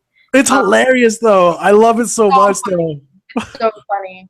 I need more. I need another SNL skit. Yeah, it was really good. I really liked it. Naked and Afraid, Kylo Ren edition. How do you think that Maz got the lightsaber? Oh, well, let's talk about this one. He's all excited. I got some He's stuff sitting about back this down. one. He's sitting back down now. I'll say my thoughts, and you tell me what you guys think. Yeah, go ahead. That was the one thing I was kind of like irritated when Maz was like, "Oh, that's another story for another time." Like, no, that's the story right now. That's like a really big deal. How Maz got the lightsaber. Now we know that the lightsaber was in the right hand of Luke Skywalker that got chopped off by Darth Vader, and that was Cloud City. Yep, it was Cloud City. So it went through the thing, and then it fell on some planet or something like that. It went somewhere. How Maz got it, I have absolutely no clue. I have no clue how the hell Maz got that lightsaber, honestly, because that lightsaber, that was the biggest question going into The Force Awakens before the movie even hit, was a lot of people were like, they were trying to figure out, like, okay, what's this movie about? I'm hearing that it starts off with Luke's lightsaber, his hand, this missing hand, and they're trying to bring back this lightsaber to Luke. I don't know how they're going to explain it. Like, honestly, if I'm just gonna shoot out there, I'm gonna say it landed on the planet that Maz was in, and Maz picked it up. That's all I'm gonna say about it. I don't know. I have no clue. Like, it really has to make pretty good damn sense if when they explain it, because it's mind-boggling to me. Yeah. No, like, okay, this is mine. All right. Okay, are you guys ready? Yeah, we're listening. Blow your mind. All right. So I was watching this guy that Miss Supernerd got me into, and that's it's called the Star Wars Minute on YouTube. So good. Yeah, he's really good. And so like they were saying, I saw like explanations too. Well, see like how it fell in Cloud City, right? Well, when they were evacuating the city because the Empire was there, they think someone grabbed the saber as because they saw it fall, or they just grabbed it somehow. And then on the way, like wherever they're going, they come across Maz. And Maz's place is that she offer anyone a room, for a traveler for the first time. She offers them a room, a place to eat and then drink, right? Really? One day free. Yeah, she does. Okay. Because she lives in that big castle, so she has all this room. Right. So someone could have had that saber and said, "I want to stay an extra night," and she came upon it that way. Came upon it that way, and like someone just handed it to her and said, and she knew what it was. Or like another theory is that it was sold on the black market. Yeah. And that people, that Jedi objects were very valuable. Yeah, exactly. In that time. Definitely. Yeah. And that they, that Maz came across it because Maz is a collector. I don't know if you noticed in the movie or not, but she has rooms and rooms of just junk. Like, not junk, but I mean just valuable objects. And it was in a chest too. Right. Right. Exactly. So. They think that possibly she could have, in her travels, come across it on the black market, and knowing its value because she knows the Force. Yeah, she says she knows the Force. Knowing its value and knowing what it was and how important it was, picked it up. And then another theory, which doesn't make no sense at all, is that at one point Luke traveled to Maz and through to Maz and gave it to her for safekeeping. That's a theory, but I don't really believe that. Another one is that Leia gets the lightsaber somehow, and she gives it to Maz also for safekeeping. But like I said, I don't believe in that one. The one that there was the deleted scene with Maz actually giving the lightsaber to, I believe, Leia. Oh, there is that deleted scene. We haven't seen of the. We need to get on that. Yeah, we need to get on that. So that could be very well the case. Mm-hmm. I don't know, because I think there's a lot of things about Maz that they wanted to include, but they didn't. Yeah. Especially they wanted her to use the Force in the film, but they didn't. Which is great. I like that idea, not her using the Force, but she has like a little knowledge of the Force, which is great too. But I mean that could very well be happen where Leia does know where the lightsaber is. She just had Maz keep it. Yeah, that's a good theory. Yeah, because even Han goes, "Where'd you get that?" And then that's when they like a great start for another time, Yeah, exactly. Jerk. No, exactly right. So there's one more theory before I want to hit to the big theory. Okay. That I wanted to present to you guys. And I want to give shout outs to my buddy Walking Dead Mike. We did before my channel got a copyright strike. we did a Walking Dead podcast. So we did Walking Dead podcast, but we talked about when The Force Awakens came, me and him talked about The Force Awakens. And he caught this. He's like, go back, Dan. And, you watch that scene and you could hear it. And before I get into it, John Williams is known to put a lot of things in his soundtrack that are similar, like to kind of hint towards where the story is or something like that. If you listen to the score for Skywalker, for Rey and Luke's, they're so similar that it's like hinting that that's Rey and Luke are in fact that's her father. Yeah. If you listen to the soundtrack. But another one is that Walking Dead Mike, he's awesome. He got this. Remember in Revenge of the Sith when Palpatine and Anakin were sitting in that opera, so to speak, with spear, and it was like so funky and stuff. Yeah. And he was talking about Dark Plagueis. He was talking about how he could bring it life, back and stuff. That score that was used in there is very ominous and very evil and stuff. That's a very evil kind of score, and it's particular for that moment where he's talking about Dark Plagueis. Palpatine is to Anakin. In The Force Awakens, the first introduction we have of Snoke when he's talking to Kylo Ren, it's the same same music. Yeah. So is Snoke Darth Plagueis? Huh. I heard that one, and I think it's actually very possible. But didn't Palpatine say he slayed Darth Plagueis? He says he slayed Darth Plagueis, but Darth Plagueis is the ultimate Sith Lord. Yeah. And people can come back. Darth Maul came back. Why can't Darth Plagueis come back? Yeah, dead ain't dead in Star Wars. That's true. Oh, sometimes. The X-Wing pilots are dead. Unless you're Han Solo. Oh, too soon. Oh, Han Solo's gone. I think a lot of people are trying to make theories like, no, Han Solo's alive. No, he's dead, dude. Just stop it. Didn't they say like It was a clone. Yeah, it was a clone or something. Get out. He's dead. He's gone. Tupac's dead. Han Solo's dead. Get over it. Let's move on. But that's a crazy. I really do think Snoke could be Darth Plagueis because we don't know really much about Snoke. We thought he was a huge ass dude, but apparently not. But he has a lot of scars on his face. Some even said that he was Darth Vader, but I don't see that happening. I think he is Darth Plagueis. I think that's the route they're going with. Yeah. Yeah, I think so. So what's the really big one? The big kahuna. What's the biggest theory that you want to talk about? So the biggest theory that we're going to talk about is the recent one. It's supposed episode 8 leak. It's a supposed episode 8 leak. I heard about that, yeah. Oh, okay. And what they have is this is the same people who brought the spoilers and kind of predicted what was going to happen to Force Awakens maybe 2 weeks prior or something like that, and they got most of it right. So this is the same kind of source. They're saying, I'm going to just say this one scene that they say it's in this movie. They say this one scene in this movie is Rey is frustrated. She's like, "Oh, you're my father, Luke." And Luke turns to her and like, "No, you're my father." That is so stupid. Oh yeah, you told me about that one. You're my father. So apparently, and people have been speculating this before The Force Awakens too. People have been saying this. People had this theory out before this, but they're saying that this is in the script for episode 8. That Rey is the reincarnation of Anakin, and that she is basically the last Avatar. That would be so. Oh my god, this is so ridiculous. What do you? Yeah. What do you guys think? What do you guys think? Well, what are they saying? Like that they took parts of like the hand that fell off and created Rey? I mean, what are they? How are they claiming this happened? Because wasn't Anakin burned up in that fire?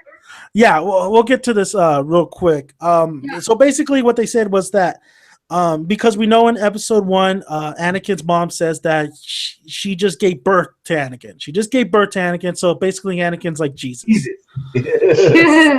God, that's George Lucas's thinking. So he just gave birth to Anakin, so they're saying that it's a cycle, that there was also, because Anakin was the chosen one, was the prophecy that foretold. So Anakin died, of course, and then reincarnated was Rey.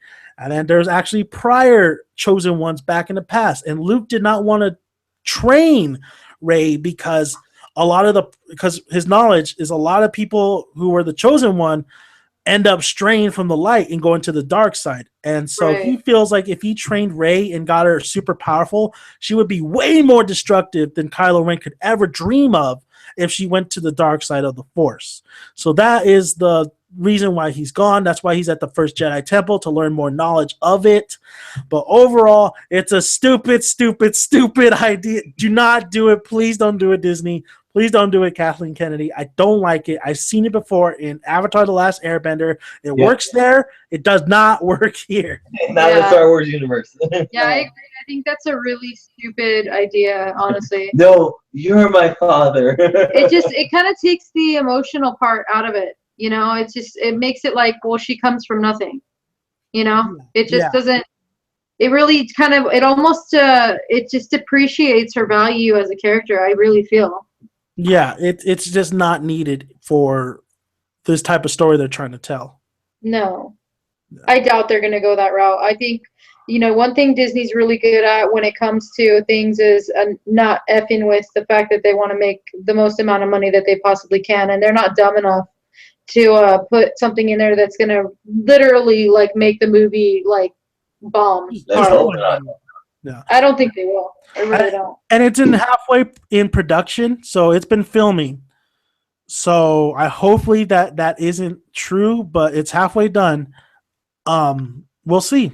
We'll just have to see. We'll see. We'll have to wait till the movie comes out. I just can't wait for Rey and Luke's relationship and how that's going to be, and where Kylo Ren and all them come out. There's a lot of more theories about this, but I think we'll save that for another time for a part 2 of Star Wars Day. We got to talk about the prequels. Yeah. Ugh. Gotta talk about that. That's all we need to say is And we'll talk, and I'll start watching Clone Wars, so we'll talk about Clone Wars too. All right. Yeah, exactly. I still like Clone Wars. All right, I want to thank you guys for joining me. I want to thank you guys for joining us and listening and watching. And thank you, Super Nerd 81, and thank you, Super Nerd 81's wife. Do you guys got anything to plug? Thank you, BB Ocho. Do you want to plug your Twitter, Super, your channel? You can find me here on YouTube on Super Nerd 81. I just put up a review of a Voltron pop that my lovely wife, Mrs. 81, got me. I watched that. That Voltron looks awesome. You're right. It should be a 6-inch figure though. Yeah, it should, but hey, it's still awesome the way it is. It's very detailed. I really like it. I do too, and also you can find me on Facebook and Twitter at. Oh no, wait, I got to use that one. But you can find me on Facebook and Twitter once I get it out. Okay, but you can find the Jast Saiyan podcast Twitter account at Saiyan Podcast on Twitter. Yes. Of course, you can watch all our other videos. We have other videos: James Bond podcast, Marvel podcast, Civil War podcast is going to be coming up pretty soon. We're definitely going to schedule these podcasts a little bit better. Yeah, definitely. You can find me also on my other channel, Danaman Reviews. I do reviews on anime, TV, film, and other stuff, music, and everything else. Man, what a blast! This was a blast. I love. We should do a podcast of just theories. Yes, we should. I like that. I like that idea a lot. I'll do a lot of research because I just dig like a good theory. I just love it. Yeah, theories are amazing, and then we should do theories on other stuff as well. Maybe for Jurassic Park at one point, because I know Jurassic World. I love that movie. So I don't know, something like that. Yeah, definitely. We'll definitely do something. We'll schedule and we'll promote it on here. So Yeah. I want to thank everybody for listening. Please hit the subscribe button and support this channel. Check out our other videos on here. Thank you guys for joining us for May the 4th be with you, and May the 4th be with you. And also, we'll see you guys later, and we're out, right, guys? yeah. Peace out, guys.